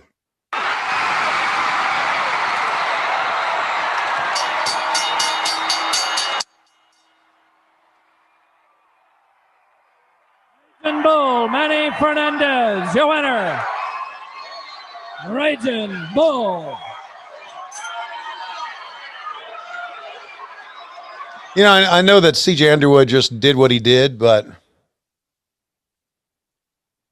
ring announcers have come a long way, haven't they? Oh, you didn't like him? No, I liked him, but it just seemed like, that was an exciting moment, and it just seemed like, I don't know. Your winner of the Raging Bull. Instead of your winner, ladies and gentlemen, Oh my God. Look at here. Fall to a finish. And listen carefully, fans. The winner must drag his opponent around the ring, touching all 4 corners consecutively to win the match. An Indian strap match, 1 fall to a finish. Introducing first, from Tampa, Florida, weighing 236 pounds, gorgeous Jimmy Garvin.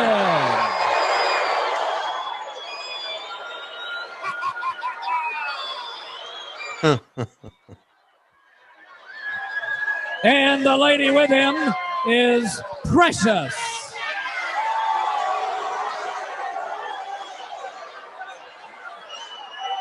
And dude, Indian wrestler of all time.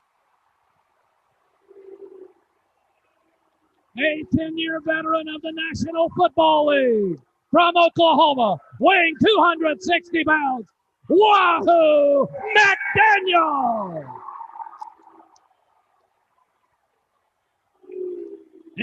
Dude, how about that introduction? That was good. The best Indian wrestler of all time. What I said wow about was, I can't believe this is real.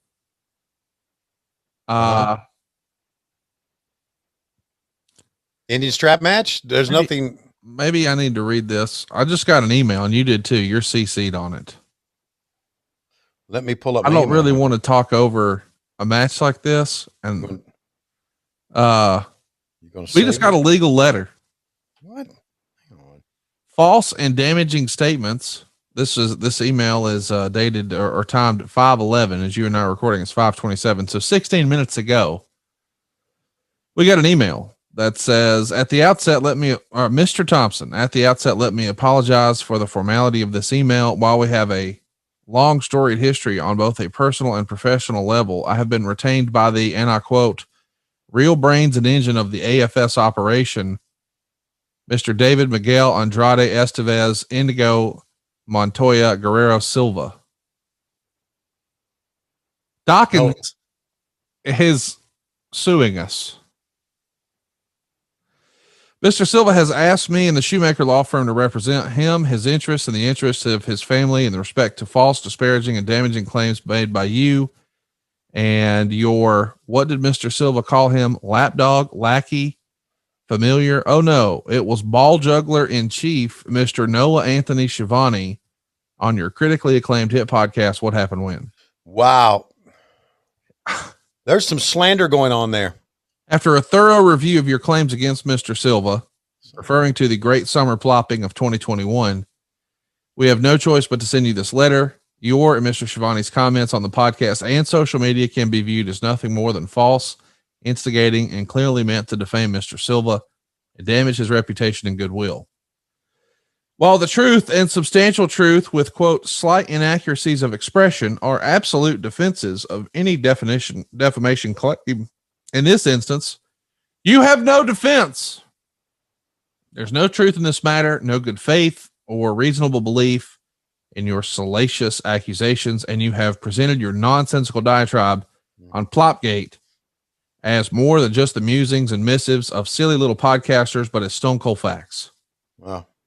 The actions of you ne'er-do-wells is unacceptable. My client demands the following to compensate for his immense pain and suffering, the damage to his reputation and his family's representation, and punitive damages of your tomfoolery and general no good nicking. I have to admit, Tony, I've never seen no good nicking in an email. No, I don't think it's ever been. Number one, an immediate and public retraction of your harmful statements. Fuck you. Number two, an immediate raise of 75% of his monetary compensation. Double fuck you. Number three, a doubling of his daily food allotment. What's he think? I'm made of fucking money? And number four, the big gold belt, parentheses, woo. Well, that's a deal breaker. Well, you know what? You're in some shit, buddy. You're in some shit.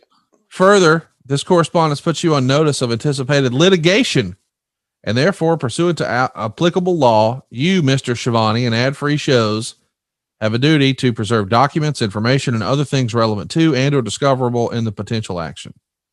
Such evidence may include, but is not limited to, data files, emails, podcasts, logs that are located on your computer networks, logs that are allegedly on your floor, email servers, mainframes, individual computer workstations, and external hard drives, or are located in any of those devices within your control but not owned by any of the parties.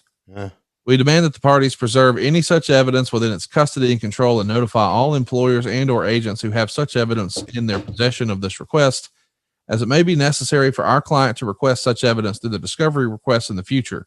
You're required to take the following steps to protect and preserve any of the information that is in your possession or under your control until further notice. Specifically, you'll need to do the following immediately. Number one, all documents and information relating to Plopgate must be preserved in their current state. All boom booms, or caca as Senior Silva would call them, must be preserved in their original and natural state. And then number three, preserve any new information that is generated after this receipt of this letter that is relevant to this dispute. We are to understand there have been discussions regarding a lie detector test while my client has nothing to hide. And if you are to believe, quote, no shits left to give regarding this matter, we must advise you that lie detector tests are inadmissible in a court of law. There you go. These tests are based on junk science.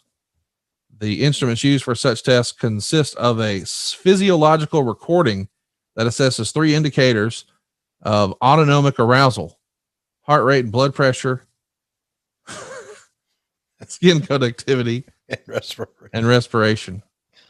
And as you've seen Mr. Silva in person, you know there's absolutely nothing normal or healthy for him about any of those physiological conditions. Yeah, that's true. Nevertheless, my client has agreed to tap dance to this charade and take part in your lie detector test at a place and time of his choosing, using only his pre-approved test administrator. There you go. Be in touch shortly to schedule the test. Good day to you, sir. I said good day. Michael E. Dawkins, Esquire. Dude, this is like a real thing on letterhead and stuff. Like, yeah. Do you think, first of all, he's our fucking attorney. I know. Do you think he is? He can't do this, can he? I mean, he's in a conflict of, he was my attorney first. Silva's never paid a bill in his fucking life. Do you think he cares? Do you think Mike's looking for a quick buck here? I think Mike has low key heat with me is the issue. Yeah. Well, here's what I suggest you do. When you and, I just want to back up here and point out Silva shit on my floor and now he's suing me. Yeah. That's why I item 2 of this, Conrad. Yeah. All boom booms, or caca as Senor Silva would call them, must be preserved in their original and natural state. What? Should have left the shit on the floor? Is that what we're saying? Well, Counselor? We picked it up. We collected the sample. It's not in its natural state. No, it's gone. Natural state was on the floor. Here's what you need to do. When we sit down with, because this is really directed towards you, not me. When you sit down with Mike Dawkins, make sure an ambulance goes by. Then, of course, he'll turn his attention to that, hop in his car, and chase it down the road. And you won't have to worry about that again. So that's my suggestion. I made that joke to him once, and he was not happy. Oh, good. Because he was driving.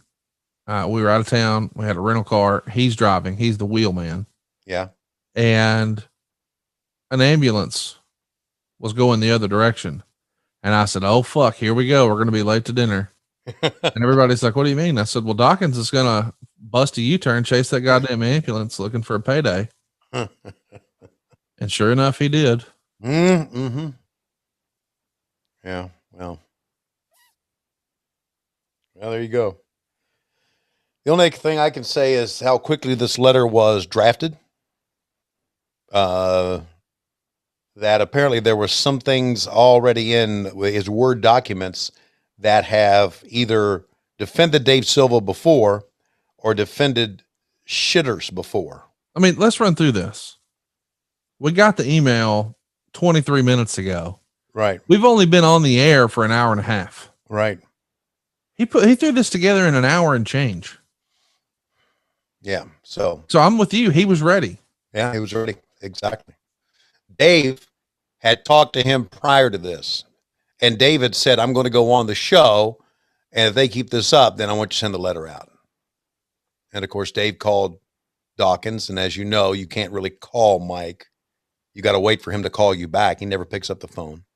Oh, he didn't answer for you? No. I didn't know that. Yeah. So he'll answer for me. Well, you're Big Daddy Money Bucks type motherfucker. Sure.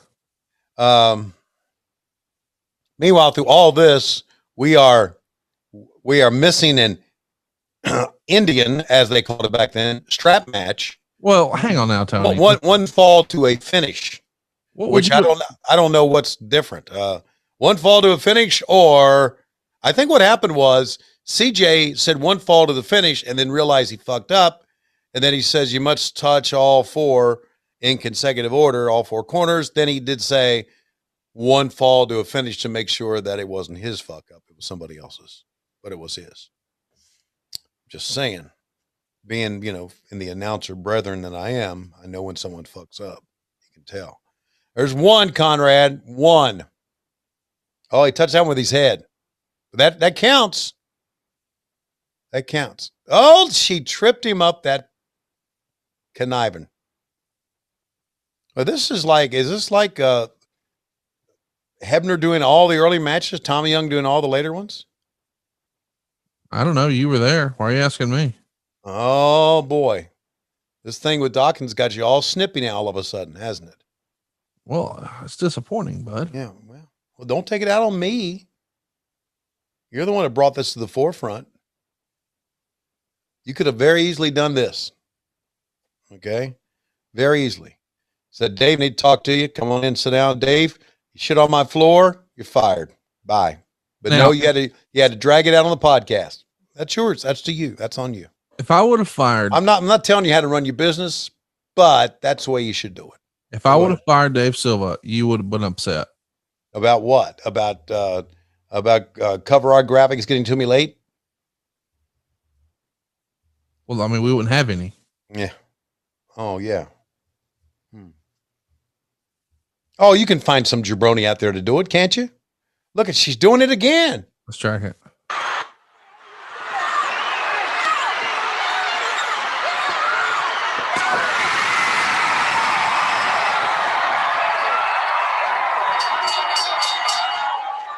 Boy, baby faces are having a hell of a day today. Yes, they are. And, you can see how much time they put into this on TBS and on local TV because the fans really reacted to it. By the way, the Denny Brown, Steve Regal match that they said was a 15-minute time limit draw was actually 14 minutes and 52 seconds. Uh-huh. Robert Gibson beat Black Bart in 7 minutes and 47 seconds. Of course, it was non-title because Black Bart is the Mid-Atlantic heavyweight champion. Right. The Anderson boys, when they beat Sam and Nelson, they went 12 minutes and 27 seconds. Manny and the Baron in the bunkhouse match went 9 minutes and 9 seconds. And just now, Wahoo and Jimmy Jam, who both bled during this match, 10 minutes and 43 seconds. But coming up next, something a little different. Okay. Ronnie Garvin is going to be challenging the national heavyweight champion Tully Blanchard in a tape fist match. Whoa. And a young Dustin Rhodes is going to drive Garvin and Wahoo to the ringside area before the bout. There's supposed to be 10 3-minute rounds for the match with a 30-second rest period between each round. Let's take a listen. See what we got here.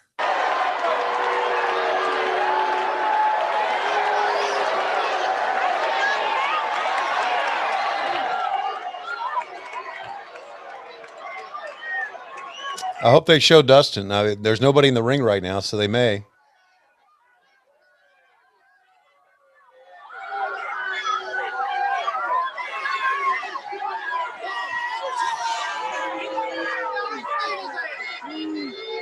Boy, Tully looked like a star, didn't he? He has a presence about him. He sure did, man.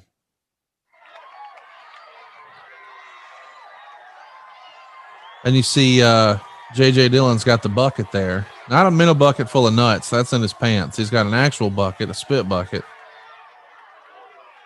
Tape fist match. Gonna be some bleeding in this one, Conrad.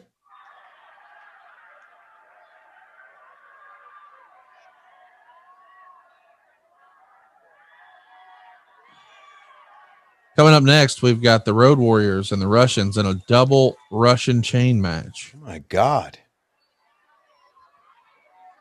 But you know, another difference between now and then? Porn.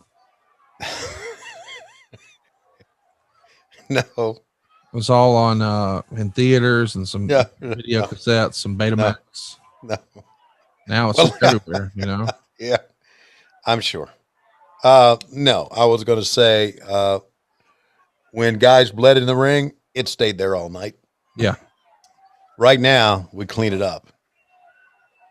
I mean, we work to clean it up. Yeah, I mean, WWE changes mats between every match. We do too. We change mats when someone's bled, or if there just happened to be a little bit of blood drop on the side, we got people with cleaners come in and try to get it up.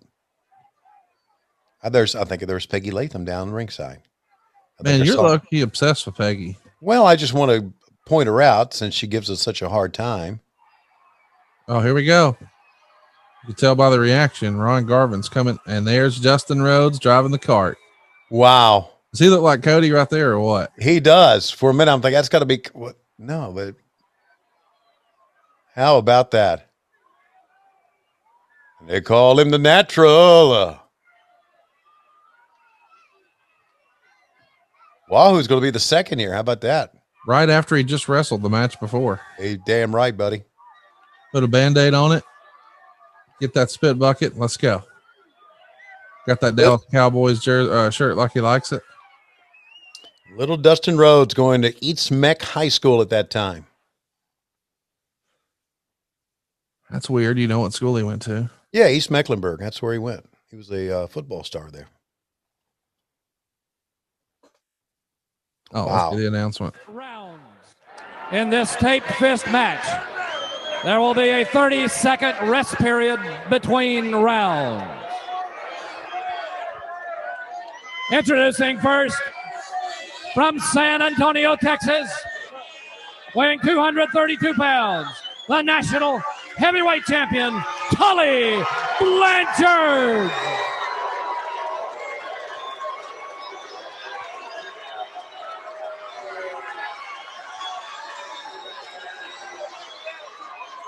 His opponent weighs 236 pounds.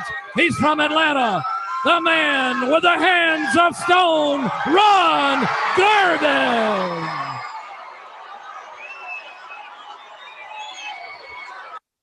Well, here we go. Man. Hands of stone, baby. I'm proud to be an American. I think. Tommy Young doing a little introduction. Yeah, look at that, Tommy. Listen. Hands are okay. They're taped.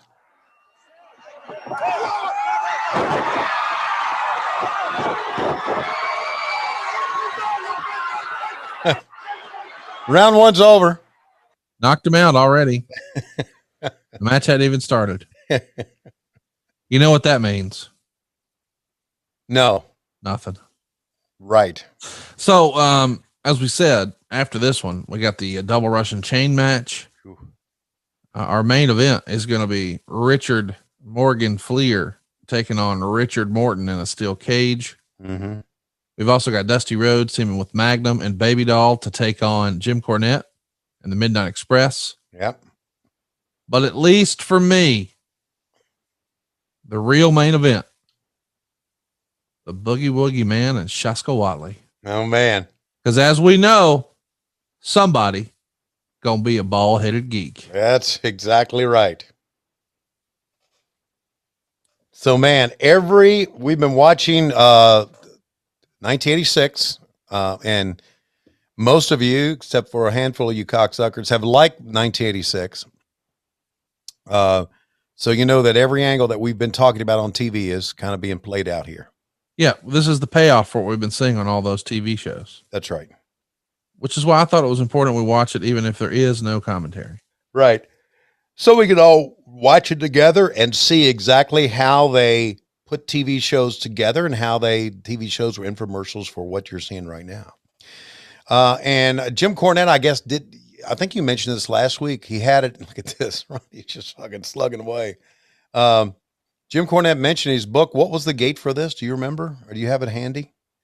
Yeah, I'll pull it up for you and read it right out of my hands here. Okay. Of the Jim Cornette book. There you go. 25th anniversary scrapbook of the Midnight Express. All right. Why do you, every time I hold that book up, you get a little low-key hot about it? Because you're trying to cause some bullshit that's not there, maybe. What, I'm putting over his book? Yeah, no, you say I'm getting low-key hot about it. I'm not. You do. You get pissed. No, I know. You know you're fucking lying if motherfucking again. Hey, you watch your fucking tone with me. 200.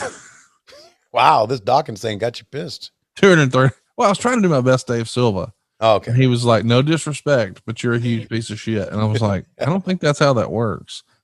$234,000. All right.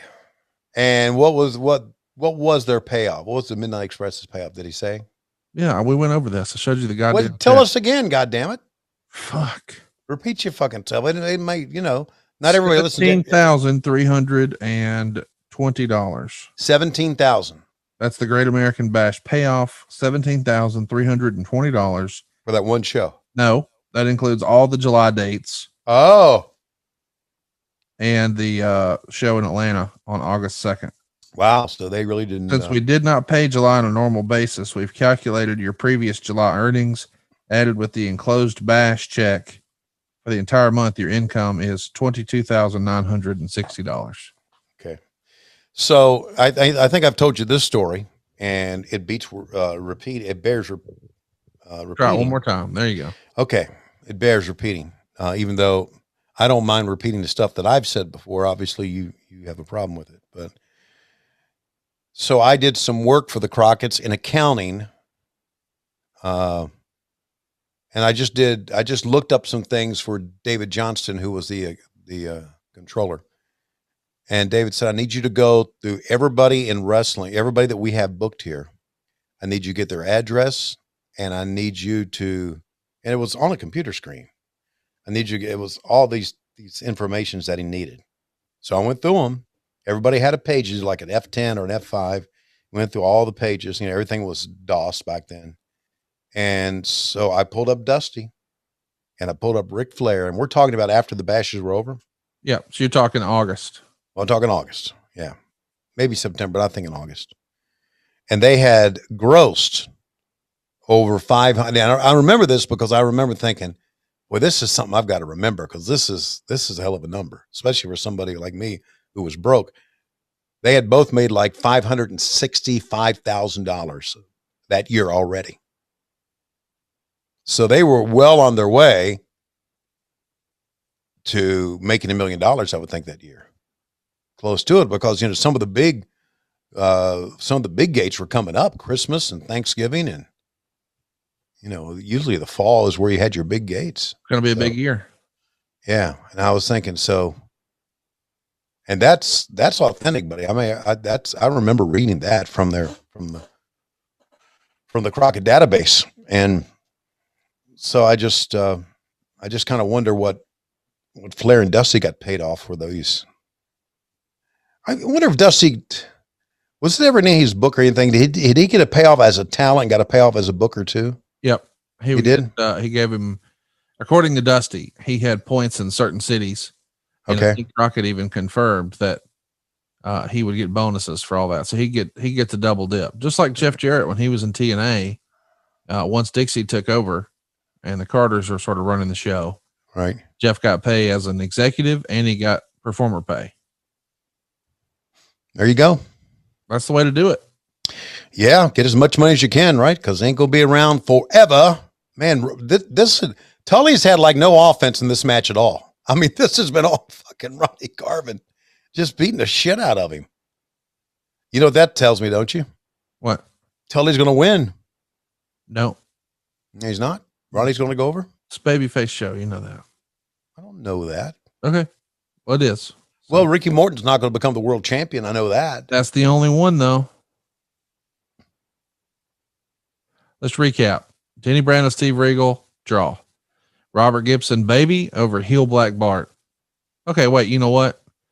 The heel Andersons beat up. Right. Well, Houston, but come on. They were not going to put in Houston. And Andy Fernandez beat heel Baron von Raschke. Yeah. Wahoo McDaniel beat heel Jimmy Garvin. Right. I mean, do you think the Russians are beating the Road Warriors next? No. You think Shaska's beating Jimmy Valiant? No, Shaska will get his hair cut, I think. So that's my point. Yeah. It's just the only thing that sends up a red flag for me about this is the fact that this has been all Ronnie, and it's like the thing to where, you know, you walk away from fans go, shit, he beat him up the whole fucking match and motherfucking cheated at the end of it and got the fucking win. What fucking fair is that? So I've seen that play out many times. They are decking Tully. Tully's doing a hell of a job of, man, just falling down. Tully is selling his ass off. Man. Next time I see Tully when as we're taping this, we're in Dallas. I'm going to talk to him about this show. See if he can give me a little story behind it. Tony, as you and I are recording, we're right in the middle of July. Yeah. You done much grilling this year? I've done none. Why is that? My life is completely different than most. What does that mean?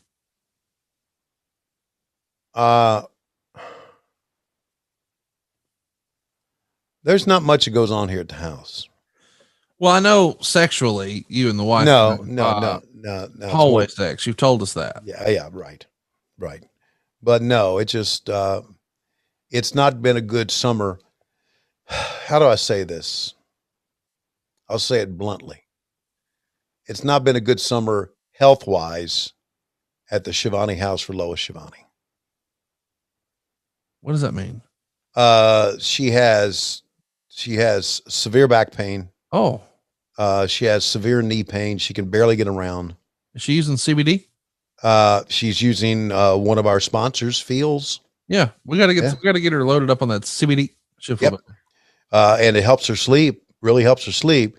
But she has to get shots for her back and shots for her knees. And she's going to go in tomorrow. I'm going to take her into the county and CDC. Yeah, send her into this. Yes, send her into the spine center and get another shot for her back. So we haven't really done that much of anything as far as, you know, going places or grilling out. Or we did take that long trip during our 40th anniversary, and that really took a lot out of her. That really did. She just a lot of pain. So just a part of the old, that's all. But she did have a great time at Jimmy's Famous Seafood. Yes, she did. Even she texted me about that. You know, she didn't even like me, but she was texting me about Jimmy's. Yeah. Man, look at Garvin. Writhing in pain on the ground. I wonder if he's still proud to be an American as he's on the grass. Why wouldn't Lois like you? Oh, I don't know. I just assumed since you motherfucked me for 3 hours a week. Okay. Well, no, it's not. So your retort can be, if she ever says anything belligerent, unkind to you, your retort would be, how was the reception for your daughter's wedding? That would be your retort. And then she would have no comeback. Because had I got that email in 2017, my daughter would have had to go to Vegas. Coach, Southwest, middle seat, to get married. So here Tully's coming back. You know, you can tell how athletic Tully is just the way he throws punches. Yeah, he's one of the all-time greats at it. Yeah, he is. God, had a great working punch. I always said Scott Hall has one of the great working punches, but Tully before him, buddy.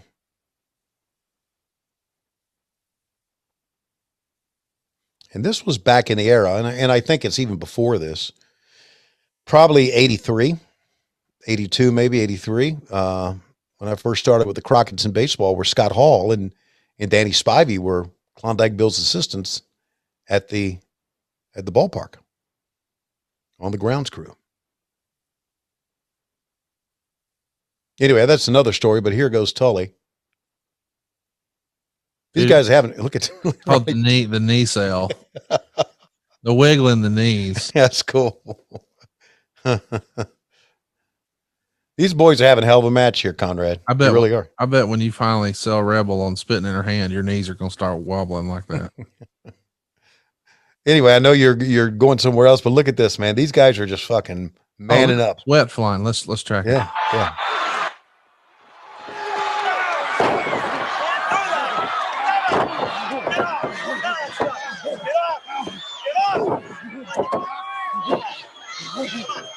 You can't pin the man. He can't pin it.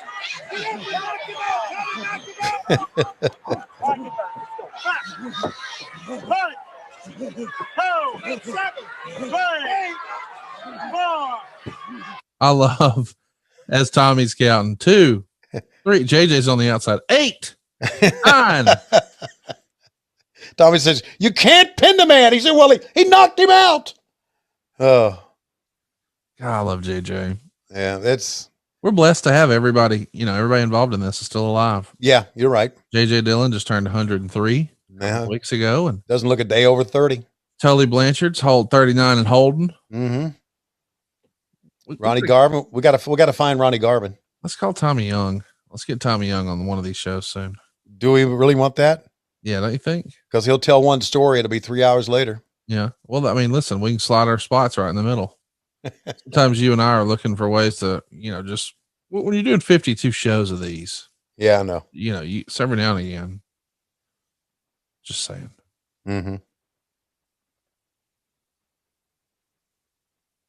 I just got an email from a listener. It's my private email. Not sure how he got it. I'm not going to say his name, but it's got his full contact info at the bottom, like he's a professional person. It's got a real signature. Mm-hmm. I guess he listens to Jeff Jarrett's podcast. Okay.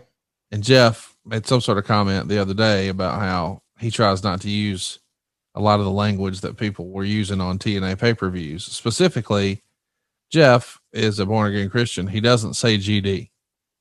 Okay. He mentioned that on the show. All right. And the email says, Jeff Jarrett, and Jarrett is spelled Jerrett, worried about somebody saying goddamn in a promo makes me want to piss my pants funny. Fuck him. He's the biggest worker there is. Worrying about somebody saying stupid ass goddamn, he's a huge douche.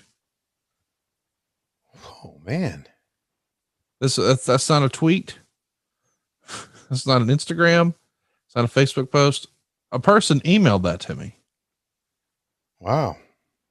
I can't believe he doesn't say that bad word. Fuck him. He's a huge douche. Well, you can't please everyone, can you? This journey we've had together, creating wrestling content on the internet. Yeah. We've met some interesting characters. Ooh. Would that be fair to say? Yeah. My circle of friends has expanded. My circle of enemies is expanded. Huh. Do you ever both? Ever the what? Do you ever just vanity search yourself on social? Nope. I'm going to do it for you. Let's see. No, you do not. We got a hell of a match going on, and don't vanity search me on social. If you're bored with this shit, let's just fast forward and talk about something else. I'm not bored at all. I love Tully. Let's just Okay.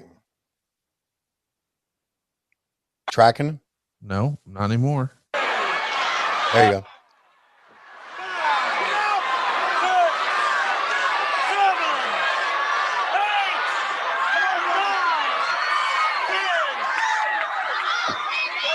First man up wins. There must be a winner. The first man to his feet wins. Listen to that pop.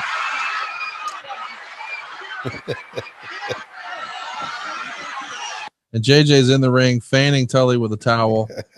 Wahoo McDaniel trying to revive Ronnie Garvin, throwing the bucket of water in his face.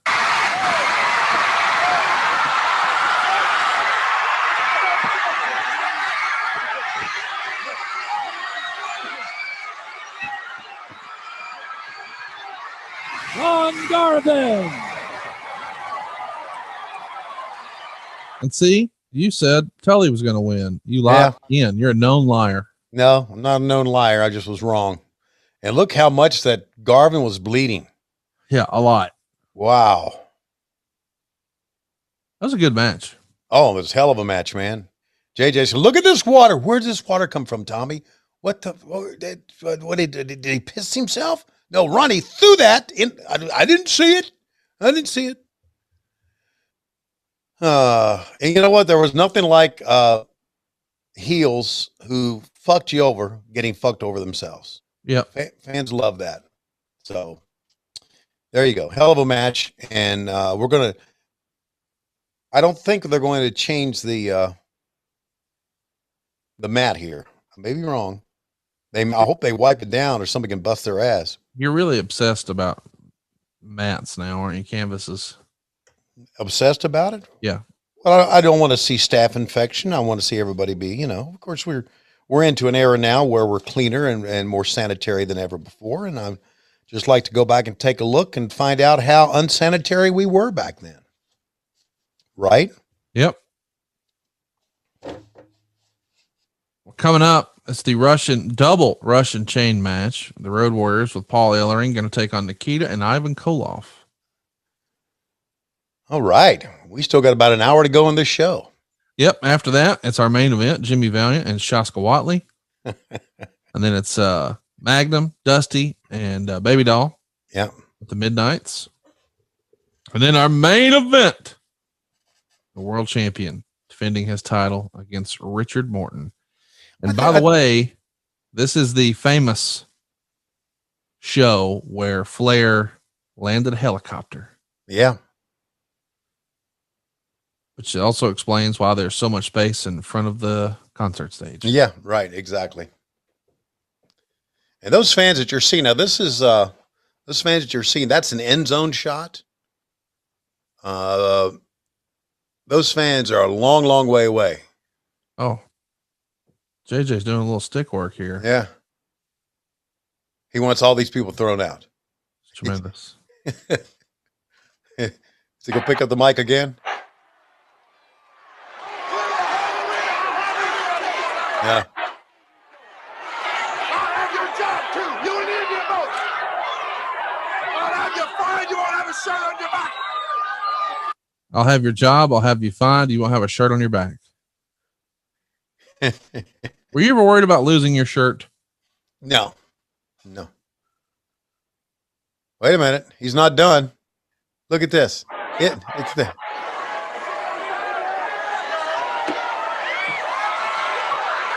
And he threw the bucket of Tommy Young. Yeah, he hit him with it. Fucking sore loser.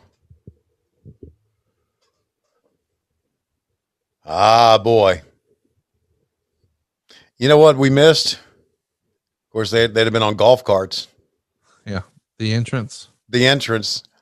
And I distinctly remember them on golf carts thinking, boy, that looks fucking weird. Yeah, they're dead. Exactly. They should have had somebody bring them out in like a black pickup truck or something. Exactly. An army Jeep or something. Because they were playing Iron Man back then. And the fans pop when they go, I am Iron Man. So, and then they come riding out on the golf carts. One sitting and one standing. And I'm thinking, shit. All right, here we go. Well, still water in the ring. No one even took a towel to try to dry it up. That's Wally Dusek. Oh, fucking the old days, we didn't drive shit. Blood, fucking puke, piss, even shit, unless Dave Silva did it. We just wiped it up. Kept moving on.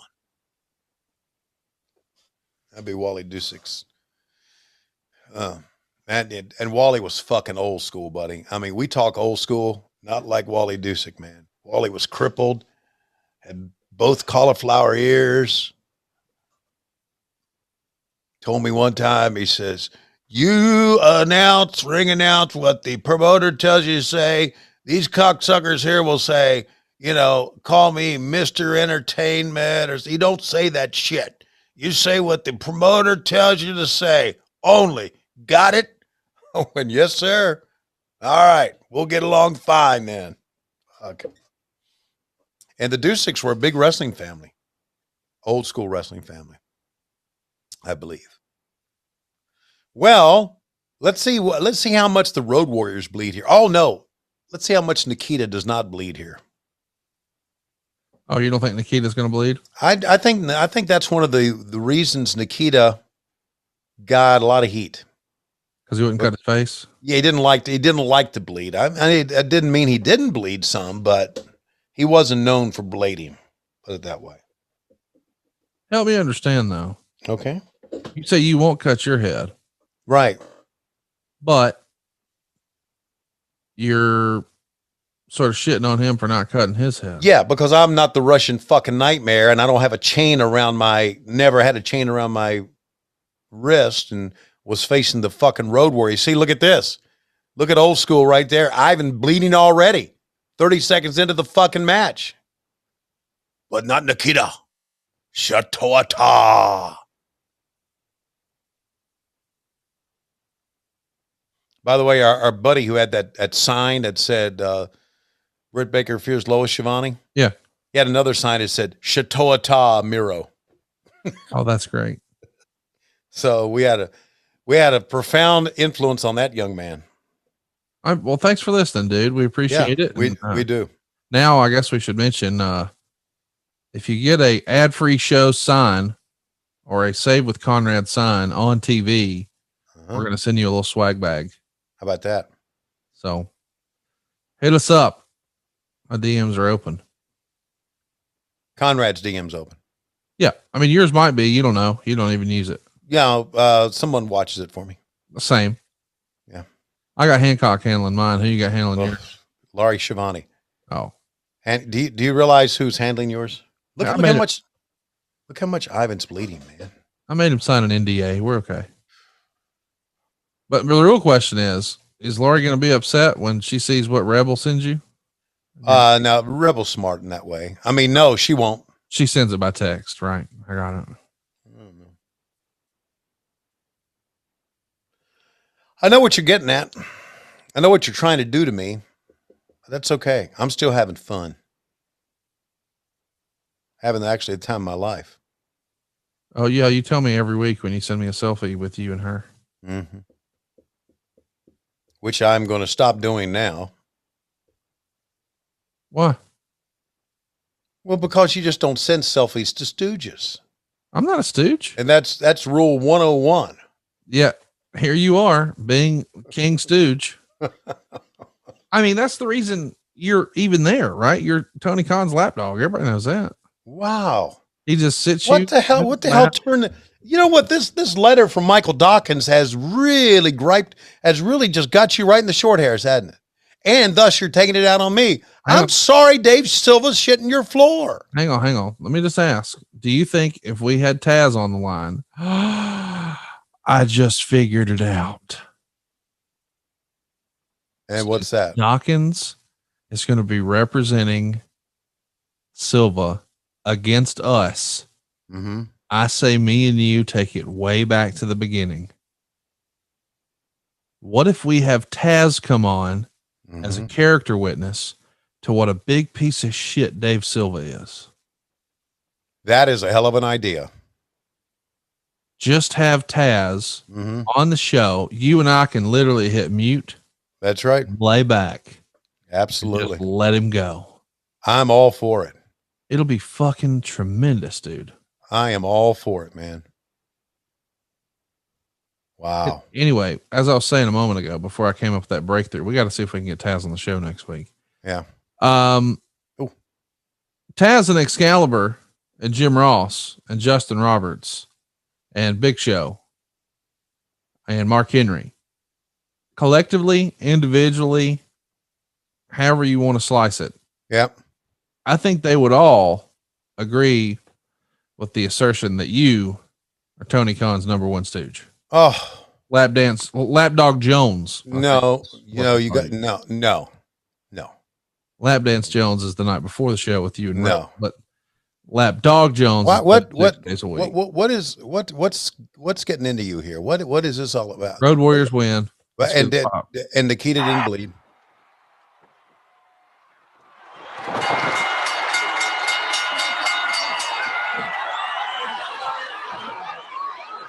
Well, he slung the fuck out of that Russian sickle at Paul Ellering. Yes, he did.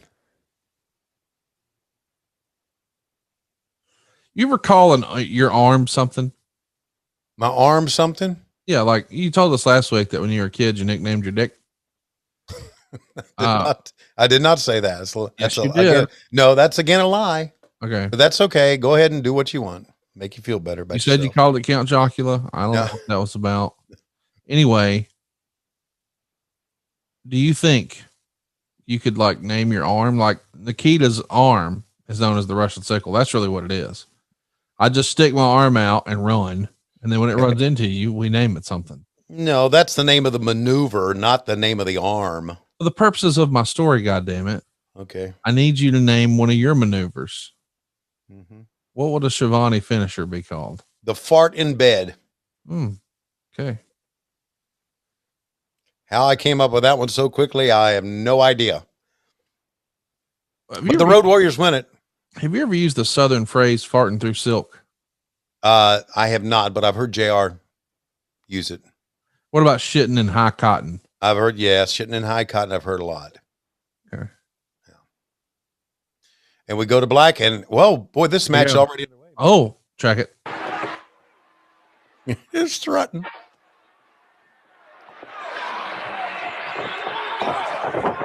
I don't know about you, but I'm excited that Shaska's finally getting his hands on this ball-headed geek. Me too, buddy. You know, fuck Jimmy Valiant. You undercover hillbilly. I don't know that I've ever loved a wrestler as much as I love Shaska. Shaska, collectors listening to this show, if you've got some Shaska memorabilia, slide my DMs. I need something. Yeah, please, man. That'd be great. We could get that hat from back in the day. Fuck, the top hat? Absolutely. I want it. Absolutely. We talked about Paul Orndorff earlier. Pez was another legit badass. Yeah, but he was another trainer at the power plant too in his later years. Him and Sarge. Yeah, because he was a legit badass. Sarge sent me a note recently, and he may know some Pez Whatley memorabilia because he and Pez were pretty tight. We got about an hour left in the show. Coming up next, it's going to be the 6-man tag and then your world championship match. So what do you think about the card so far? If you're now, you dig it? Man, it's loaded. Yeah. The Denny Brown, in hindsight, I might have had a better start to the show than Denny and Mr. Electricity. You got two guys who aren't exactly over, and they're going to a 15-minute draw. I don't know that I would start that way. Yeah. Yeah, and I agree with that. The way we kind of do things now, I mean, like, for instance, this past week we had the IWGP US title. Hot start. And that's the difference between just a TV show and, we already got your money, so this is what we're starting with. Jimmy Valiant. Paul Jones, that fucking motherfucker. This is how Jimmy Valiant sold. He would just shake. What do you think about that? The shaking sell. The shaking sell? Oh, it kind of looked goofy to me. Oh, he's sawing away here. He's tucking it back in his trunks.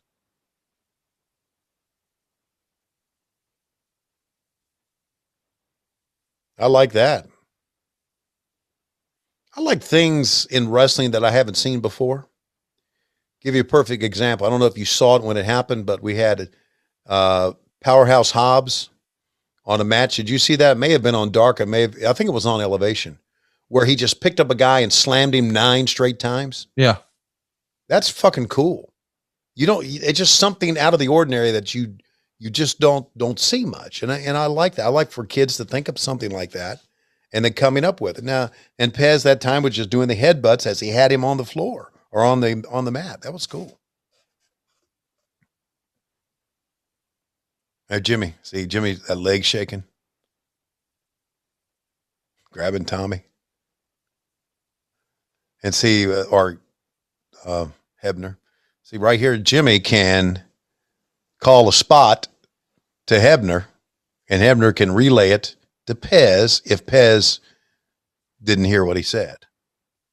And that's what teamwork's all about in the ring. We don't, and I'm going to give a thumbs up to all the referees who's ever been a referee in a big time wrestling show, especially all of the kids that we've got in AEW right now. I know Aubrey's a friend of mine. We do the AEW Unrestricted together, but all the referees we have, Paul Turner and Bryce Remsburg and Mike Posey, and of course all the referees that have gone through WWE. Of course, Kyoto's the one we know most of all on ad-free shows, but those people do a lot of work. Yeah. They really, really do. And they're instrumental part of the organization and implementation of a match. They really are. They keep everybody up to date on the time. If we're in a commercial break, they are the absolute first, our referees can now talk to Tony and can now talk, here's a cover, can now talk to the doc. And they are the first line if someone is really injured.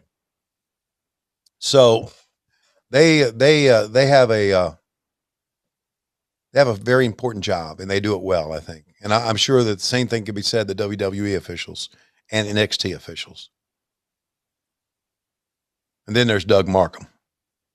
Yeah, he's a nothing happening motherfucker. Yeah, he is. As we well know. Yeah. How about this? If you're friends with Cassio Kid, you're suspect at best. Yeah. Exactly. Exactly. I want to mention this is, as we said, July 5th. The next day, you guys did a matinee show in Asheville. And the main event was Flair and Ricky Morton in a Texas death match. We also would see the Road Warriors wrestle Arn and Tully to a double DQ. Then we got the night show, which is the Dorton Arena. It's a TV taping. The following day, again, 2 shows, one in Greenville, South Carolina, one in Rocky Mount, North Carolina. On the 8th, you were doing TV in Spartanburg, South Carolina. On the 9th, you did another bash show. Cincinnati, Ohio, Riverfront Stadium, George Jones is going to be there in concert. On the 10th, you're at the Civic Center in Charleston, West Virginia. You got Waylon Jennings and Jesse Coulter on deck with Flair defending against Ricky Morton. On the 11th, also David Allen Coe in concert, Roanoke at the Civic Center, once again with Flair and Ricky in a steel cage match. And then in Jacksonville on the 12th, you're at the Gator Bowl. Got 10,000 fans there for that one. It's going to be Waylon and Jesse Coulter. It's just remarkable, just day after day. The 13th, you're in San Antonio. Then you have a night show, and it's a stadium show. It's a match that was held during a Cleveland Indians game. How about that? Wow. On the 14th, Wilmington, North Carolina. On the 15th, Limestone College TV taping and TV tape. The 17th, you're in, or Flair was defending his title in Kansas City. Then you're doing TV on the 17th as well. Back at the Coliseum in Richmond for another bash show with David Allen Coe on the 18th. Baltimore on the 19th, Greenville on the 20th, Fayetteville on the 21st with a concert from David Allen Coe. 22nd, you're doing TV. 23rd, you're at Freedom Hall, this time with David Allen Coe. The Norfolk Scope on the 25th. It's remarkable when you think about this. I mean, we're still going. Yeah. Of course, the 26th is the Greensboro show, which we're going to talk about. TV taping the very next day in Atlanta. And then 2 shows. One as a debut for Jim Crockett Promotions at the Reunion Arena in Dallas. Wow. And a show at the Asheville Civic Center. And then a Wilmington, North Carolina show on the 28th. Rock Hill for TV on the 29th. On the 30th, so the end of this month, Baby Doll and Sam Houston would get married in Lubbock, Texas. And that same day, you guys are wrestling in Dorton Arena. 31st, you're in Columbia. And then you're going to start August off in San Antonio, a TV taping. And then, of course, the Fulton County Bash was the 2nd. Then one more TV taping on the 3rd. And then finally, a few days of fucking well-deserved rest. Wow. What a month. Wow. What a run. Oh. I'm tired just reading it. Yeah, man. I just working the guys to death is basically what you're doing. But, you know, this is what you got into it for, right? Most of them knew and what they were in for. And boy, Jimmy Valiant's taking an ass kicking here, man. Big time. Shaska. I'm glad too, because he's a fucking bald-headed geek and everybody knows it. Look at him dancing, dude. I bet that's the way you used to do before you jumped in there with Lois. No. Oh, wow. He's valianting up. Mm-hmm.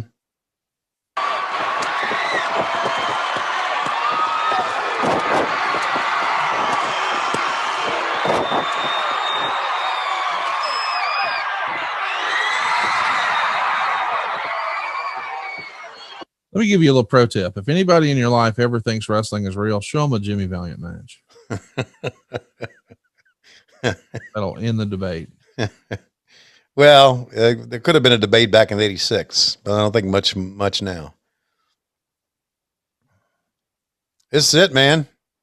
Oh, here comes the Baron. But we're not done. There'll be a little help from our friends. Oh, he's putting the glove on that dirty damn. Here comes the bull. I bet he's got some tape on his head. Just fell on him. By the way, we're not done. There's even more coming.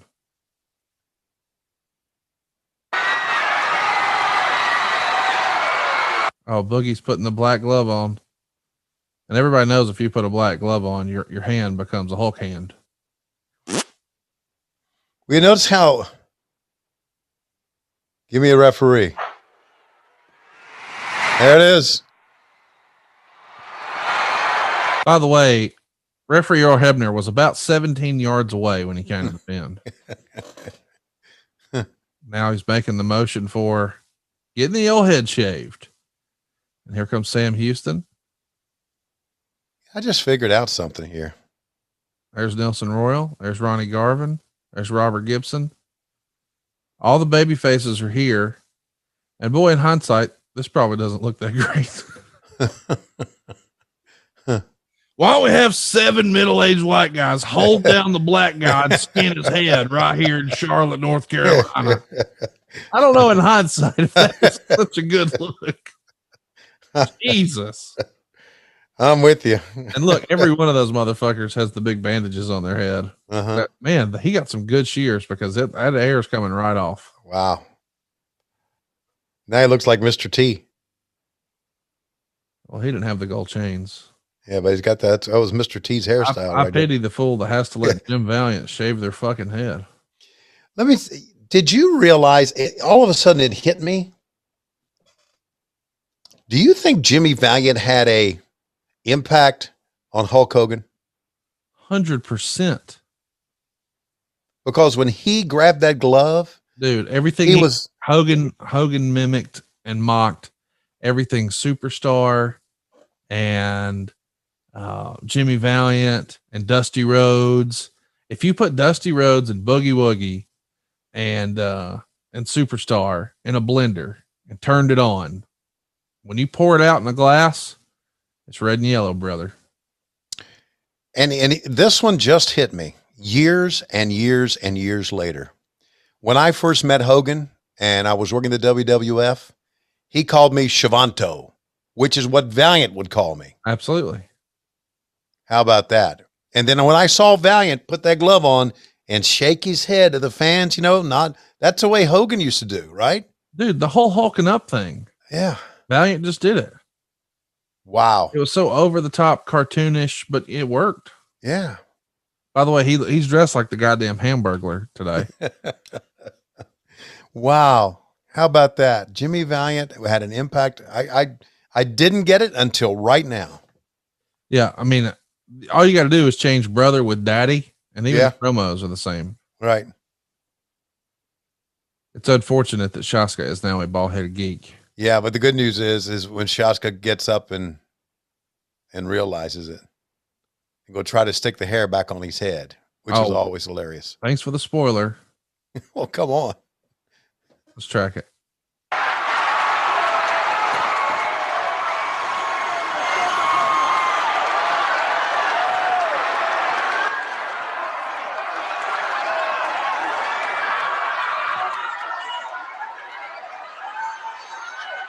He went from looking like Shaska to Mr. T and now like Mark Henry.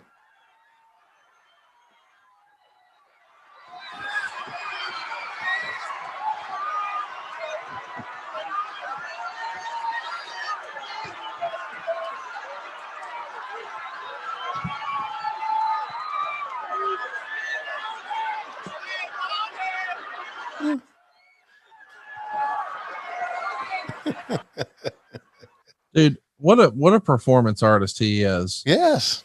To have the wherewithal to not only have a great performance, but he realizes the payoff is in the post-match response. Uh-huh. So him discovering he's bald and then trying to put the hair back on his head. Yeah. Hilarious stuff. Yeah. I think he looks more like a badass now that he's bald too. Oh yeah. And you know what the great thing about, not the great thing, but I don't know, just something to bring up here is the fact that there was no one in that arena at that time that thought there was too many white men on a black guy. Yeah, it never. It never came up in their mind because to them it was a wrestling angle. Well, we've built the cage awfully quick, haven't we? The cage is up. The Midnight Express are in there, and so is Magnum, so is Dusty, and so is Baby Doll. Let's see if we can get any sort of ring announcing. The American Dream, Dusty Rhodes.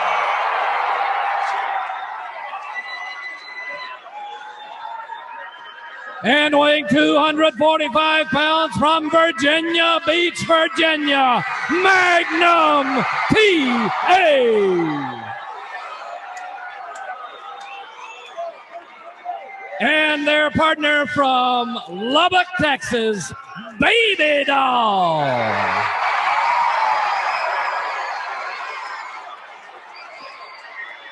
One full 60 minutes. 6-man and woman tag team action. Well, this is one of the things everybody came to see, right? Oh, big time. This is one of the major draws. You know, as we've said, this is really the payoff of everything we've been watching this year. Yeah. I mean, Cornette has cut promo after promo, calling her a big fat hog, saying every derogatory thing that he can think of towards her and towards women. So, I mean, obviously got some heat from women, but I got some heat from guys too, because they want him to shut his fucking mouth. And you think he's going to stop? No. Look at him. Look at the way he's dressed. It's tremendous. He knows how to get heat, doesn't he? Yes, he does. I mean, his goal was, I want to piss you off with the way I dress, and he somehow did it. And I'll be damned, Baby Doll hit a snapmare on Bobby Eaton. And of course, Bobby Eaton. Bobby knew how to take it. I love they're going to work a tag match in a cage. I've always been fascinated by that. Like, right. I don't know. Feels like a cage is just going to be mayhem, but we're like, no, we're going to tag in and out. Cornette saw that snap and then he wants to leave. Oh, God. This is good stuff, man.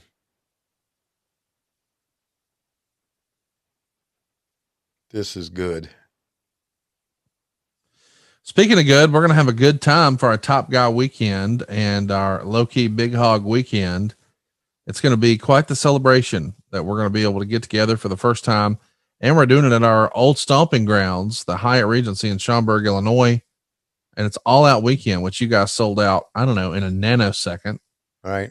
But the main event that weekend is Friday and Saturday, getting all of our friends together. And well, we've got some special surprises we've been working pretty hard on. Yeah, we've got a good staff that's been putting this together for us. Real good staff. And well, I say that. But do we really want Silva there now after what's happened today? He's fired, buddy. He's not going to be there. Okay, good. Well, good. And maybe it'll actually happen on time. But yeah, we really do have a lot planned, and I look forward to Chicago. It's going to be a great week. I mean, we got Dynamite and then Rampage Wednesday, Friday, and then the pay-per-view on Sunday. So it's going to be tremendous, or Saturday, that is. It's going to be tremendous. And I can't wait. Can't wait to see what we got for a card leading up to that. And, yeah, it's been a good run, man. Thanks to all of our low key big hogs and all of our top guys. Not only that, anybody that subscribes to us on Patreon, on whatever channel you want to be on, we appreciate you. We really do. Man, how great was Dennis Condrey? I mean, he had that dirty, rotten scoundrel vibe about him, but the man could wrestle his ass off. I don't think we talk enough about, I mean, people always put over Bobby Eaton. I don't think enough people say enough nice things about Dennis Condrey. Do you think that's because he wasn't really around in the Turner era? No, that's right. He didn't get the exposure that Stan got. Right. Now, let's face it. Dennis was a dirty, rotten scoundrel guy, and Stan was a very handsome young man, right? I mean, he looked more the... Stan looked like a mini Lex Luger. Very good. Yeah. And Dennis looked more like the old Southern wrestler. Yes, he did. So that's probably some of the difference as well. Dennis looks like he could sell you like a whole box of puppies or rabbits. Yeah. He does whittling. He knows where there's moonshine today. Yeah. He hangs out on Saturday at this filling station. Yeah. Yeah. Yeah. I know those type of guys. And Cornette, Cornette trying to get away. And, you know, it goes back to this. People have asked me, what's your favorite Midnight Express? It's Bobby and Stan. Bobby and Dennis, because that's where it started with me. Just like Ole Anderson, part of the Horsemen's my favorite horseman. And this is the Ole Anderson Horseman era. Did you see that Goldberg is coming back again? I did not. Yeah, they announced that Goldberg will be on Raw later tonight if you're listening on Patreon. So Goldberg's back. How about that? That's pretty amazing.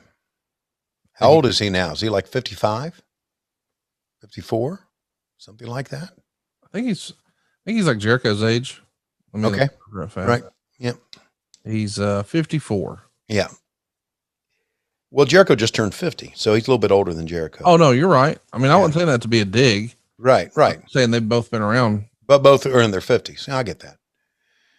Yeah, yeah, Jericho will be 51 this year, so Goldberg's got him beat by a few years. Yeah, so I just wonder why they pulled him out of their bag of tricks. Well, I mean, I think it's because they're paying him like $3 million a year to do 2 matches or something. That would be a good reason to. Probably time to go ahead and get that match. Yeah, I wonder who they go book him against. That's interesting, isn't it? Well, I think what they're going to do is they're going to try to pull out all the stops for SummerSlam. You know. Sure. So that's their big show coming up. So you assume, I mean, the rumor and innuendo is it'll be Roman and John Cena. And if John Cena's coming back, hypothetically, and Goldberg's there, hypothetically, it starts to feel like a bigger than average show. Boo boo. But I think the thing everybody's really watching this weekend is you guys, AEW, making your NYC debut, Arthur Ashe Stadium. What a cool visual that's going to be. Yep. And I'm not asking for any spoilers, but the talk is something big's going to happen at that show. Really? That's the talk. Okay. So let me tell you what I know. Okay. Nothing. Yep. Because you don't want to know. That's right. I did not even know that Tommy End was showing up. I did not know that Aleister Black. Is that his name? I thought it was Malachi or something like that. Well, it's Malachi Black for us, but he wrestled us. He introduced himself to me the very next week. Nice guy. Yeah, one of the few guys I hadn't met. Never met him. And he told me, he said, I grew up watching WCW. You know, some guys told me that, and a lot of guys would say, I didn't watch WWE back then. I watched, Monday Nitro, and I watched WCW. So that means a lot to me when they say that. It really does. So anyway, I didn't know he was showing up. I was told, here's what's going to happen. I said, okay. He said, you're going to start interviewing Arn, and as soon as Arn talks, the lights are going to go out. Cody told me this.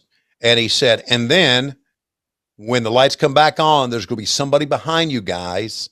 He's going to kick Arn. You take a powder. I'm going to come out. He's going to kick me. And that's all I knew. There's going to be someone behind him. And I said, okay, that's great. And there you go. Cody's really good about keeping kayfabe too. Yeah. There's nothing wrong with that. I love it. Yeah.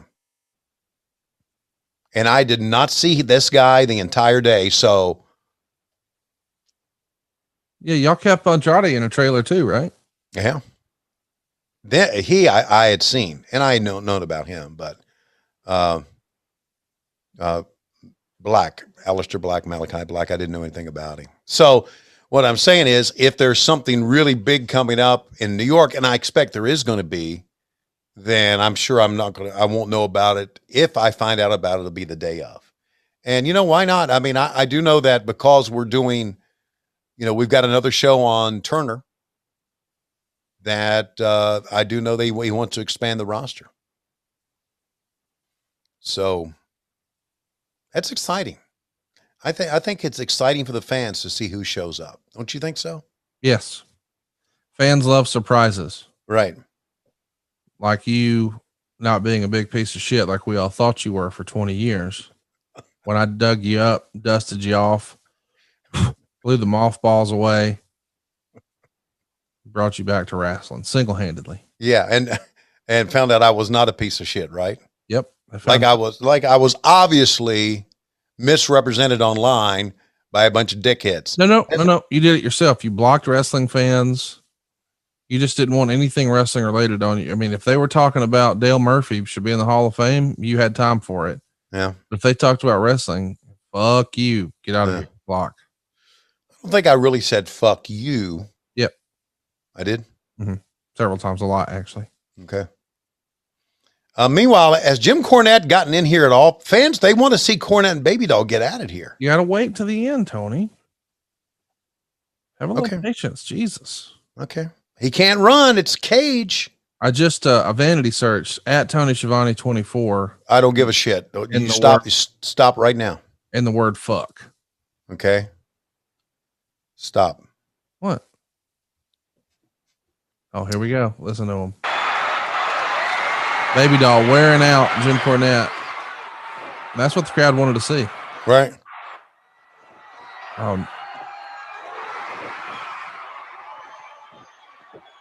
Cover. And Baby Doll pins Jim Cornette. And how about she had some Austin Hall boots on? Custom made. I didn't even realize she had Austin Hall boots on. Just like Magnum, just like Sam, just like Dusty.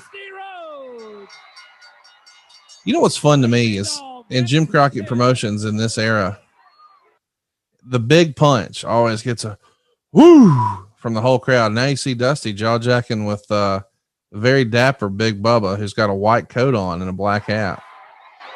See if anything comes to that with Bubba. Oh, he took the jacket off. He's got the short sleeve shirt on. Dusty's coming down the steps.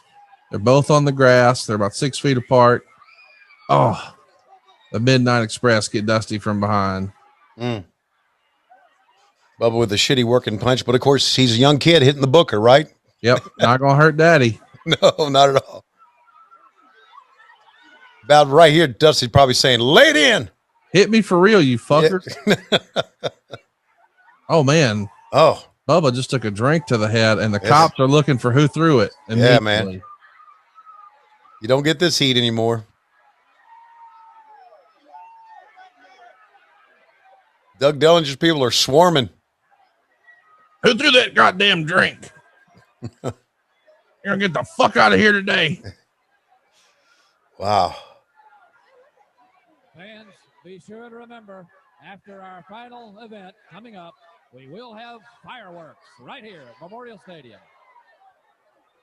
Fuck. My God, Dusty Rhodes is laid out left for dead. Now's a good time to announce the fireworks. Let's let them know. We don't want them to leave. They don't want to miss these sparklers we got planned. Huh. You ever have a firework incident where you hurt yourself with fireworks? No. Good. No, we didn't. When I was growing up, fireworks not as available as they are now. Now, they've probably always been available in Alabama because you're a big-time redneck state, but they weren't available in Virginia. Now you're going to sit up here and lie to us and tell us that West Virginia. I'm saying, I don't know about West Virginia because I really didn't grow up in West Virginia.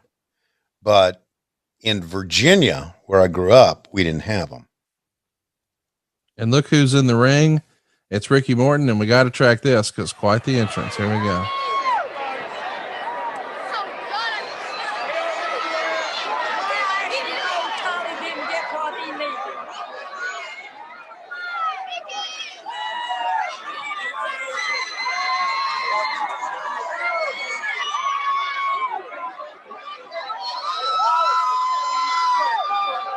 Huh.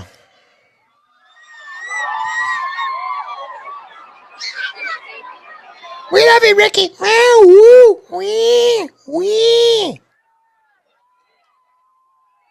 We love you, Ricky. Wee. There it is. Yes, sir, baby.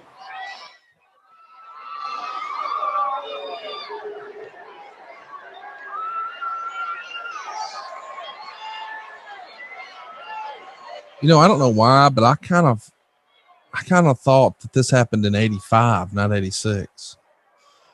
You know what? It may have happened both times. And the reason I think it may have happened in 85 as well is because for some reason, I remember the chopper landing in the daytime. You remember that? I'm pulling it up now.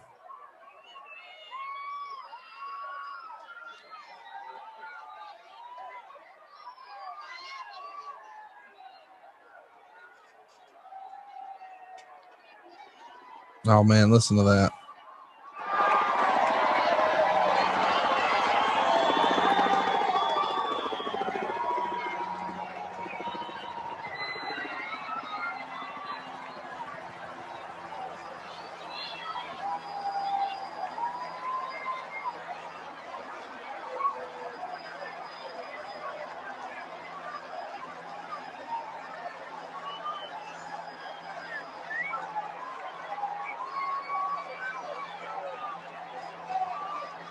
I believe if I'm right, this is the WSOC TV helicopter, Channel 9 out of Charlotte.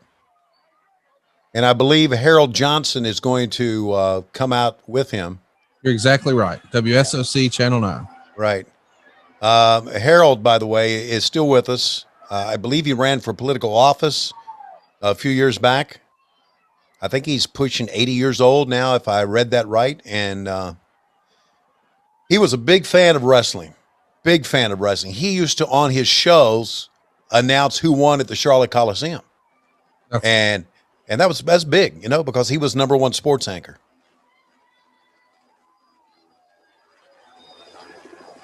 So he's going to come out with Flair, and then he went on to, I think he went on to Channel 3. Yeah, this is the only time they did it. It was 86. I was wrong. It didn't happen in 85. Okay. By the way, a couple things as we see Ric Flair. They're rolling out a red carpet on the field. Yeah. And the doors to the helicopter are opening. And here he is. There's Harold in the jeans and the light shirt, along with Flair. Playing the music, chewing the gum. Got the belt like he likes it.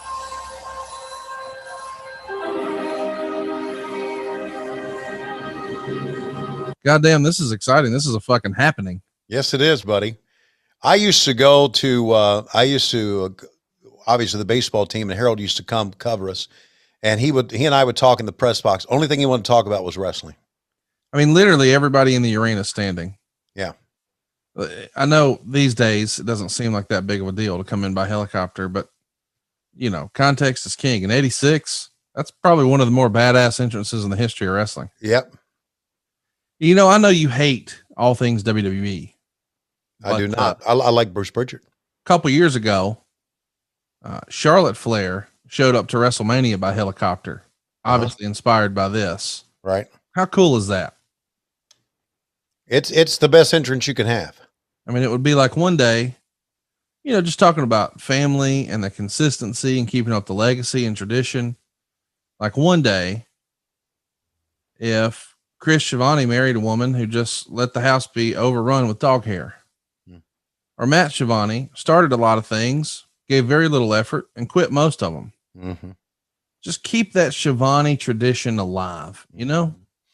Yeah, I knew you were going somewhere with that. And I found out you were going nowhere with it. Well, maybe one day my kids will bust balls and overeat. Okay, so here we go. Harold Johnson, go do the ring announcing. All right, here we go.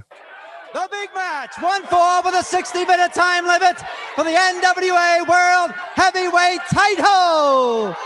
Introducing first the challenger from Music City, USA, Nashville, Tennessee, weighing in at 212 pounds, one half of the Rock and Roll Express, Ricky Morton.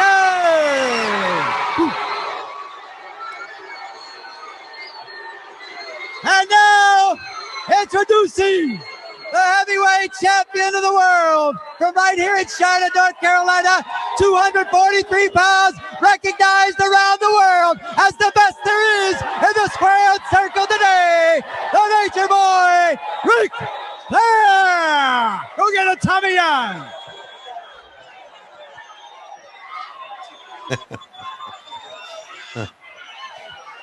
Oh boy. So he's on the chopper with Flair, but Flair's the bad guy.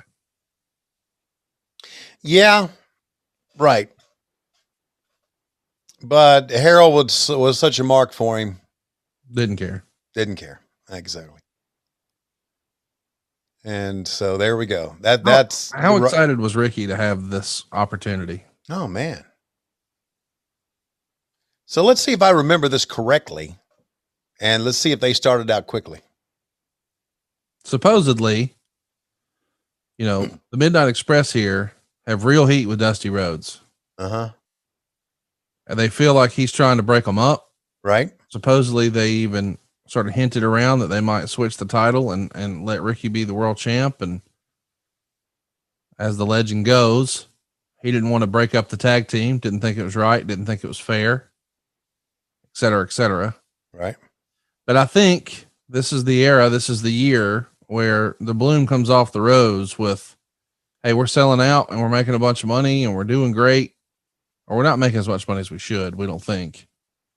Because I think that's worth mentioning too. You just sort of laid out that, you know, we'll call it late summer, early fall. Flair and Dusty had both made well over $500,000 year to date. Right. I think Ricky and Robert made like 125 grand this year. Now I only bring that up, and I know a lot of our listeners probably think, well, yeah, they're not Ric Flair or Dusty Rhodes. I get that. But a lot of these towns, you know, we're running two shows. So Flair and Dusty are headlining one and the Rock and Rolls are headlining the other. And a lot of times in 86, the Rock and Rolls would have a perhaps bigger crowd than even Flair and Dusty did. They were that over. But the Rock and Rolls felt like it was never reflected in their booking or their paychecks or this whole rock and roll fan club thing. I don't think they ever got their just due. And they really had some sour grapes, shall we say, with Dusty over it. Did you ever talk to either one of those guys about that? No, not during the time. I've heard the stories that you're talking about since then, but not during the time. I just didn't know. And I see that they're into it quickly here. Flair just going right in the chops and they're just hammering it away. But you know what? It's, to me, knowing what I know about Dusty and knowing what I know about Ricky and Robert, it sounds logical. But that Dusty would take a look at how hot the Rock and Roll Express were and try to make himself as hot. It almost seems like it's been positioned like, hey, go get over, but don't get too over. Right. Cause me and Flair, I'm the top draw, not y'all. Sure. And I don't know that that's accurate, but that's certainly the vibe I get when you hear Ricky and Robert do interviews about it over the years. Yeah. And they specifically said they felt like you personally were holding them down. Really, me? Yes. I put those motherfuckers over. Oh, I'm sorry. Let me rephrase that. I put those motherfuckers over. How does that sound? You lying piece of shit. Why are you fussing at me? Well, because you're lying. About what? That's why. That's not true. I didn't say it was true. I said that's what they said. They didn't say that. They did not say that. I'll play the clip. And that's the lie. I'll play the clip. Yeah, go to hell. Oh, hey, can you say, Conrad Thompson, you can go to hell? Conrad Thompson, you go to hell, straight to hell. We're out of here. I've got it down. You know why I got it down? Why? Because Nick Jackson hits you with it every week. Really? Yeah, every week. Well, you should start ending our shows here. Instead of Tony, it's about that time. Yeah. You should just, Conrad Thompson, you can go to hell. Yeah. Straight to hell. That'd be too easy. And it's hurtful. Oh, really? What? I'm not the one that shit on the floor in your house while you were out of town. Here's the deal. Hang on. You know, we had a listener point this out to me. Let me pull it up. Because I know that you haven't even thought about this. Okay. I'm going to find it. Hang on. But you shit in my floor. What? I could be convinced that it was you. No, you couldn't. No, you couldn't. First of all, I'm not going to come to your house when you're there. It's true. Much less when you are not. It's true. Yeah. But the point is, someone slid my DMs and reminded me. Slid my DMs. Go ahead. This year. Yeah. You admitted to shitting on your own floor. That happened a couple of years ago. But you talked about it this year. No, I didn't. I talked about it last year. Well, he heard it this year. Oh, well, then it runs together. Well, he's going back in the archives, so he's lying. The point is, you shitted in your own floor. Well, that was by accident, and I cleaned it up. So here's the thing. He brought up a great point. Can we be sure that you weren't the second shitter? Much like, there was a grassy knoll. Right. I guess what I'm trying to say is, are you Lee Harvey Schiavone? Yeah, back and to the left. And you got out there on my grassy knoll, and then you came in and you shitted. I think the inference is perhaps you shitted when you came to my surprise birthday party, and it just wasn't discovered until we returned from the beach, which would mean the shit had a little more age on it. No, which would also mean that you guys don't clean your house that much. Now let's run through this, bud. The day after, this is worth mentioning. Yep. The day after my surprise party, I was gone out of town for a week. I was back here for 1 day, and then I was at the beach for a week. Mm-hmm. And this is worth mentioning. I got 10 bathrooms. I could shit all day. I only use one of them. Mm-hmm. I would have no reason to be in that particular bathroom. Perhaps you were the second shitter. No, I'm not the second shitter. I'm not the first shitter, as a matter of fact. Listen, I won't go. If you sully my good goddamn name, I won't go to Michael Dawkins. I will go to another friend of ours without hair. But Dawkins doesn't have any hair. I know. I'll go to another friend of ours who does not have hair to be my litigator. Who's that? Brad. So don't fuck with me. Oh, Brad ain't going to fuck with me. Well, really? No, I'm Brad's friend of many years. Brad has offered to do wet work for me. Okay. You know what wet work is? Don't want to know when it comes to him. Well, fuck around, find out. Okay. Well, I just say Silva has his, I have mine. You know, you're lying over a damn good match here. Well, listen, why don't you give us commentary? We're all here. No, I'm not going to give commentary. Let's just watch it together and take a look at what makes Ric Flair, man. Well, let's take a look at what makes Ricky Morton. Yeah. Being able to sell. By the way, Ricky's going to take that mask off about halfway through the contest. Mm-hmm. Look, that got the fans up. Do you think there were fans? Well, I guess there were that believed that Ricky was going to win this title. Yes. That'd have been something. Big deal. Yeah, he and Flair had a hell of a battle here. Wow.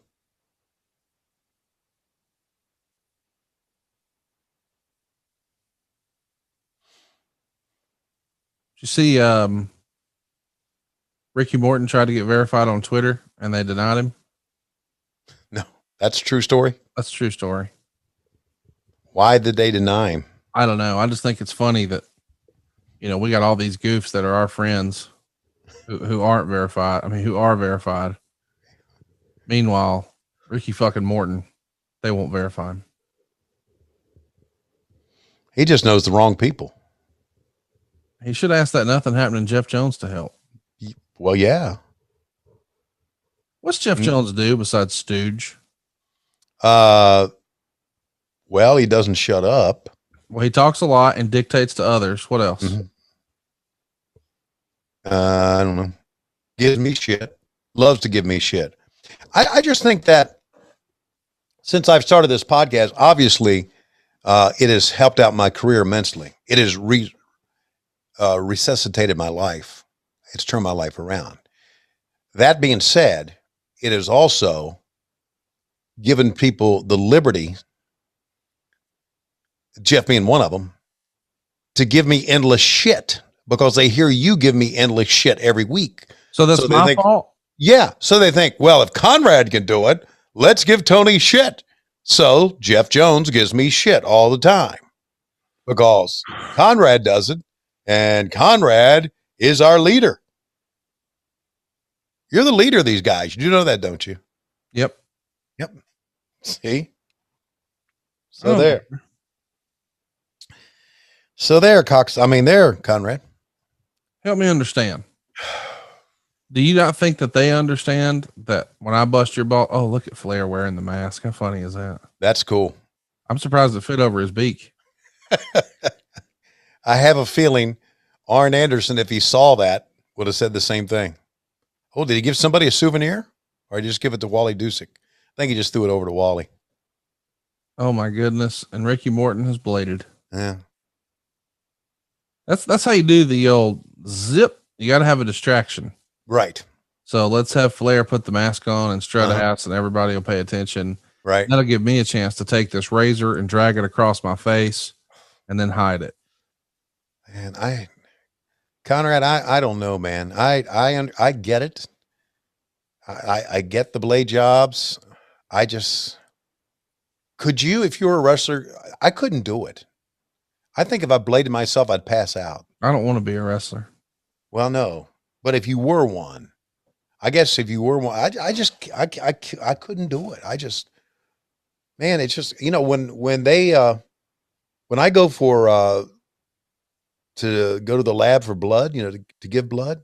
You cut your face and let them take it from there. No. Do you think Flair ever did that? Now, sir, we're going to need to do some blood work. No problems. No, what I was going to say. You just want to bring a funnel in here, honey, and I'll just lean over. I have to lay back. I have to either lay down or have my feet up, or I'll pass out. So they're just. Is that the same thing you tell Rebel? I got to lay back and put my feet out, or I'll pass out. It doesn't end with you, does it? What's your pet name for? Is it Honey? My pet name for Sweetie. Yeah, that's my pet name for all the girls. That's what I call. I mean, that's what I call the lady who rings me up at Publix or at Kroger. Thanks, What? sweetie. Thank you, sweetie. I say sweetie to all of them. You should do that. They don't like that. Well, you know what? It's funny. We had a little discussion about that. Oh, good.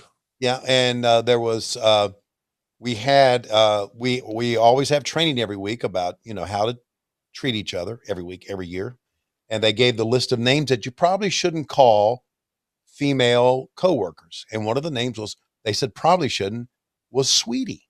Bam. And yeah, and I do it all the time. It is not a sexist thing, Conrad. It's a Southern thing. Yeah, but now you can't do that, Tony. I you know what else I say? Thank you, my dear. Nope. They're How not you doing, my goddamn deer? You can't do that. Well, what do you want me to say? What's the Ma'am? Ma'am. You're allowed to say ma'am. Ma'am. Mm-hmm. Okay, to a girl who's like 30 years old. Yeah. Thank you. Yes, ma'am. Yeah, that's what you said. Sweetie sounds so endearing. It sounds so nice. Thanks, sweetie. Well, help me understand. Why are you so interested in being nice to them? I'm nice to everybody. No, when you answer my phone call, you say, "What do you want, you motherfucker?"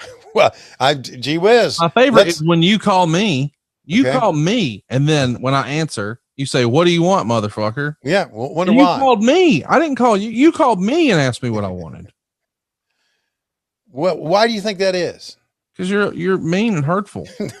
Look at this. Look at oh man, Ricky just pressing his face right up against there. He's trying to get over. He's over. 15 minutes. 5 minutes to go. So giving the old countdown. Yeah. So we got about 10 minutes left in this match, and they're giving them a hell of a match here, buddy. I was right. These two turned it on. Yeah, they were going to steal the show. Yeah. Give them what they're paying for, daddy. So, did you ever hear the story that Ricky Morton would sometimes, when he was selling, and he would sell like, to the over to the ropes. Yeah. He would be reaching out to the crowd. Yeah. And look at a girl and go, "Help me. Help me. Help me. Help me, darling." Oh, can't say that. Sweetie. Sweetie. You should be able to say it. You can't, Tony. No, you should be able to. It's bullshit. I think you should just get off of life. You got off social media. You should just get off of life now. No, I got a little bit more to go. Sugar, sweetie. I don't have much more to go. Got a little bit more to go. Sugar, honey, sweetie, baby. Yeah, baby. Hey, baby. That's what you don't say. Hey, baby. That's what you don't say. Because that's suggestive, the way you say it. But if you go, "Hey, sweetie, what's wrong?" And I still do it, and no one calls me on it. So there. Honey, sweetie, baby, sugar. Sugar's a little bit. Yeah. But sweetie, I don't like sugar. What's the difference? Hey, sugar. I don't know. It just sounds. All right, I'll stop saying sweetie if it'll make you happy. Will it? Will you move on to something else to give me shit about? No. Yeah, oh yeah, you will. Look at Flair. I can't wait till you get canceled. I can't. Well, thank God I got you. Yeah, you'll never get canceled with me. I'll never let go, Jack. Hey, you and Jim Ross. Yeah, getting more HR trouble, or the who will be the Yeah, who'll get in the most HR trouble in AEW? You or Jim Ross? You're out here sweetie and everybody. Well, I guess because that Jim kind of stays to himself now.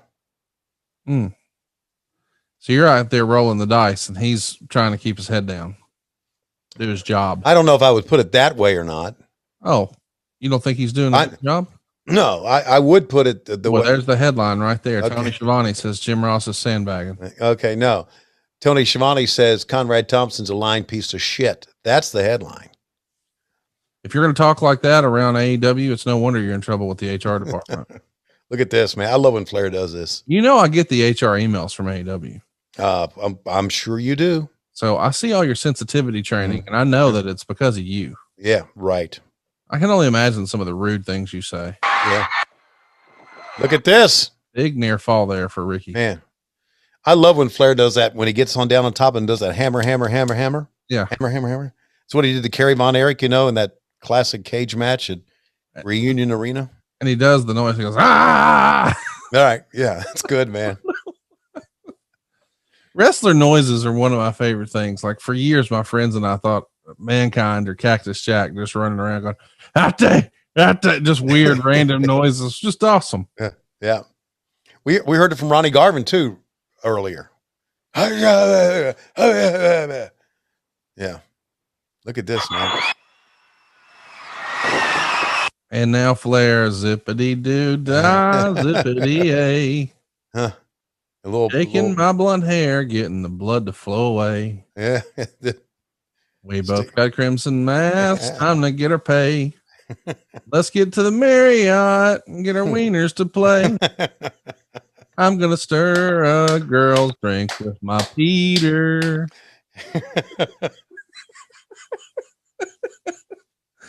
By the way, here goes the big finish in just a minute.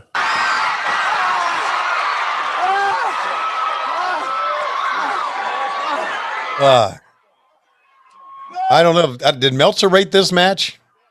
Was he rating things back then? I don't think the Observer's posted from 86. It wasn't. Well, he was stooging back then, so I knew he was around. He was stooging. Listen to you. Hey, man, Ricky, this is good stuff. I thought that was going to be it when I saw Ricky on the top rope, because I know what the finish is, but okay. I thought that was it, but it is not. We've still got about 8 minutes left here in the broadcast. Well, you got 8 minutes thinking some more shit to lie about me about. What have I ever lied about with you? No, nothing. I'm just making things up here, Buddy, I try to be entertaining on the show, but I've never lied on you. Hell, I created a fake bidding war to get you more money from AEW. Single-handedly. I'm yet to get my 10% commission on that deal either. Yeah, I know you are. Way I figure I'm about 2 years behind on back pay. Have to get Nom on the case. Oh boy, I'm sure he'll hit that on a timely basis. Nom. You sure it's not Nam? Well, I mean, he's been my financial guy for 10 years, but you're right. I probably mispronounced his name. Well, I called him Nam one time on our Zoom call. Yeah. And everybody laughed. Ha! Silva went, ha, ha, ha, ha, Nam. I said, all right, then do me a favor, Dave. Pronounce this name, S-A-M. Is it Sam or Sam? How about when you go and you eat a half of ham or a half of ham? Let's run through this. You should stop being so fucking racist and inconsiderate. Okay. He is Vietnamese. Okay. And that's the way his people pronounce it. So it was Vietnam, not Vietnam. Right? I mean, you heard it pronounced both ways. You really did. Growing up, I did. I heard it pronounced both ways. So I don't know what's right. He's a little entrepreneur. Yeah, I know he is. So why did we get talking about him? Because you're a racist. No, I'm not. You're an HR nightmare. No, I'm not. You're lying. Because you owe me money, Tony. You didn't give me my 10% cut. And you know what? I'm fine with that. Even though I helped negotiate the goddamn deal, I'm fine with that. You ought to at least get me my fucking 6-man belt. It's a tax deductible gift. I'd be glad to receive it anytime. Again, it's somewhere else. Go get it. Yeah, go get it. Get yourself a lock pick. Oh, here we go. There's finish. Here's what I'd like for you to get. Here's the fucking finish. No, it's not. It's not? No. Flying crossbody off the top. Ricky Morton covers the Nature Boy, gets a 2 count. This is the finish. Okay. Flair trying to escape the cage. His butthole's hanging out. His butthole's out, Tony Schiavone. Look at him. Look at him, Tony. His butthole's out. No, the same way Dave Silva's butthole was out while you were in Pensacola or Panama City or somewhere in the Redneck Riviera. But Ricky Morton, speaking of rednecks, fighting for all he's worth. Down goes Flair. Morton's atop the top rope by himself, and this Charlotte crowd is ready for him. He's our next world champion, Tony. Yeah, he will be tonight. Big fist off the top. Flair kicks out at 2. Your referee, Tommy Young. He knows that Flair's feeling it. I can't imagine a much better match than this, Conrad Thompson. We're north of 20 minutes into the bout so far. You got to think the longer it goes, Tony, the more it favors Flair. He's used to being in the deep water here. He's the 60-minute man. And around this point, usually Ricky would be looking for a tag, but there's no one there. And Flair takes that big bump. This is apparently before the face first bumps that he's been accustomed to taking.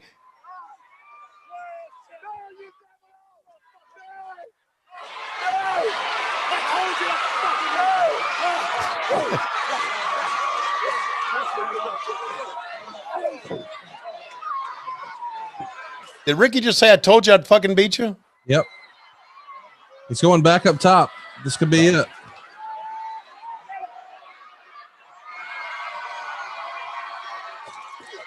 Big drop kick off the top rope. That's got to be it.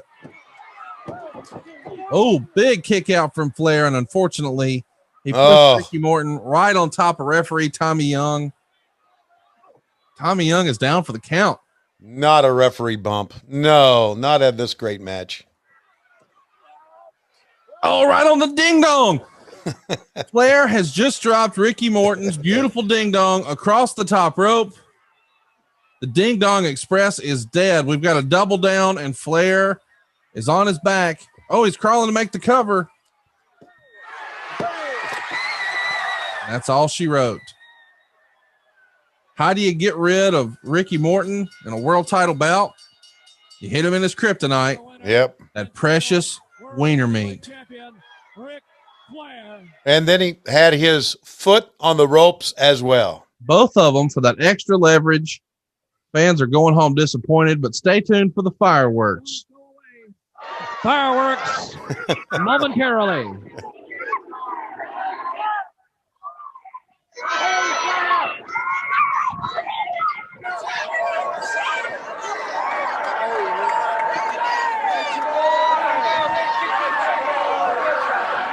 Fans, again, remember, on your way out, get a souvenir program and your Great American Bash t-shirt. Souvenirs of your 1986 American Bash. On behalf of Crockett Promotions, we do appreciate your attendance tonight at a great wrestling event in Charlotte.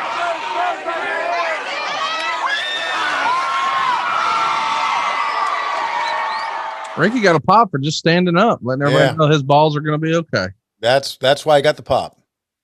Because they were worried about him. They were. At this point, he'd probably serviced about 10% of the crowd. That's probably undercutting it. Yeah. Yeah. Mm-hmm. And there you see Tommy Young. Oh, and Klondike. Fans are filing out as we see. Let my family save your family some cash. You don't need perfect credit. You don't need money out of your pocket, but we will save you money. It's not a matter if, it's a matter of how much. SaveWithConrad.com. A wounded, an injured, but not dead, not defeated, Ricky Morton. And I think that's every bit of a 4.5-star match. That was a great match. Yeah. I know that you didn't like the ref bump, but listen, it was only to, I mean, he crotched him on the top rope, but I don't know that that's totally illegal. Right. But the Flair's feet on the ropes. That was sure. For sure. Yeah. He had to cheat, but that's what heels do. Heels cheat and Schiavone's lie. and do the bare minimum. We all know that. It's been well established. But next week, I think we have something extra special. We're going to watch one of the other more notable Great American Bash shows. We saw Flair make his entrance on a helicopter and so many great moments, including Shaska Whatley becoming a bald-headed geek as they whisk Ricky Morton away on a golf cart. With Dustin driving, yeah. Next week, when you hear from us again here on WHW, we're going to be back watching the Greensboro episode of Great American Bash from July 26, 1986, where we're going to have a new world champion. We didn't get a new world champion here in Charlotte, but we will next week in Greensboro, Tony. Should be great. This match was spectacular. It's worth seeing.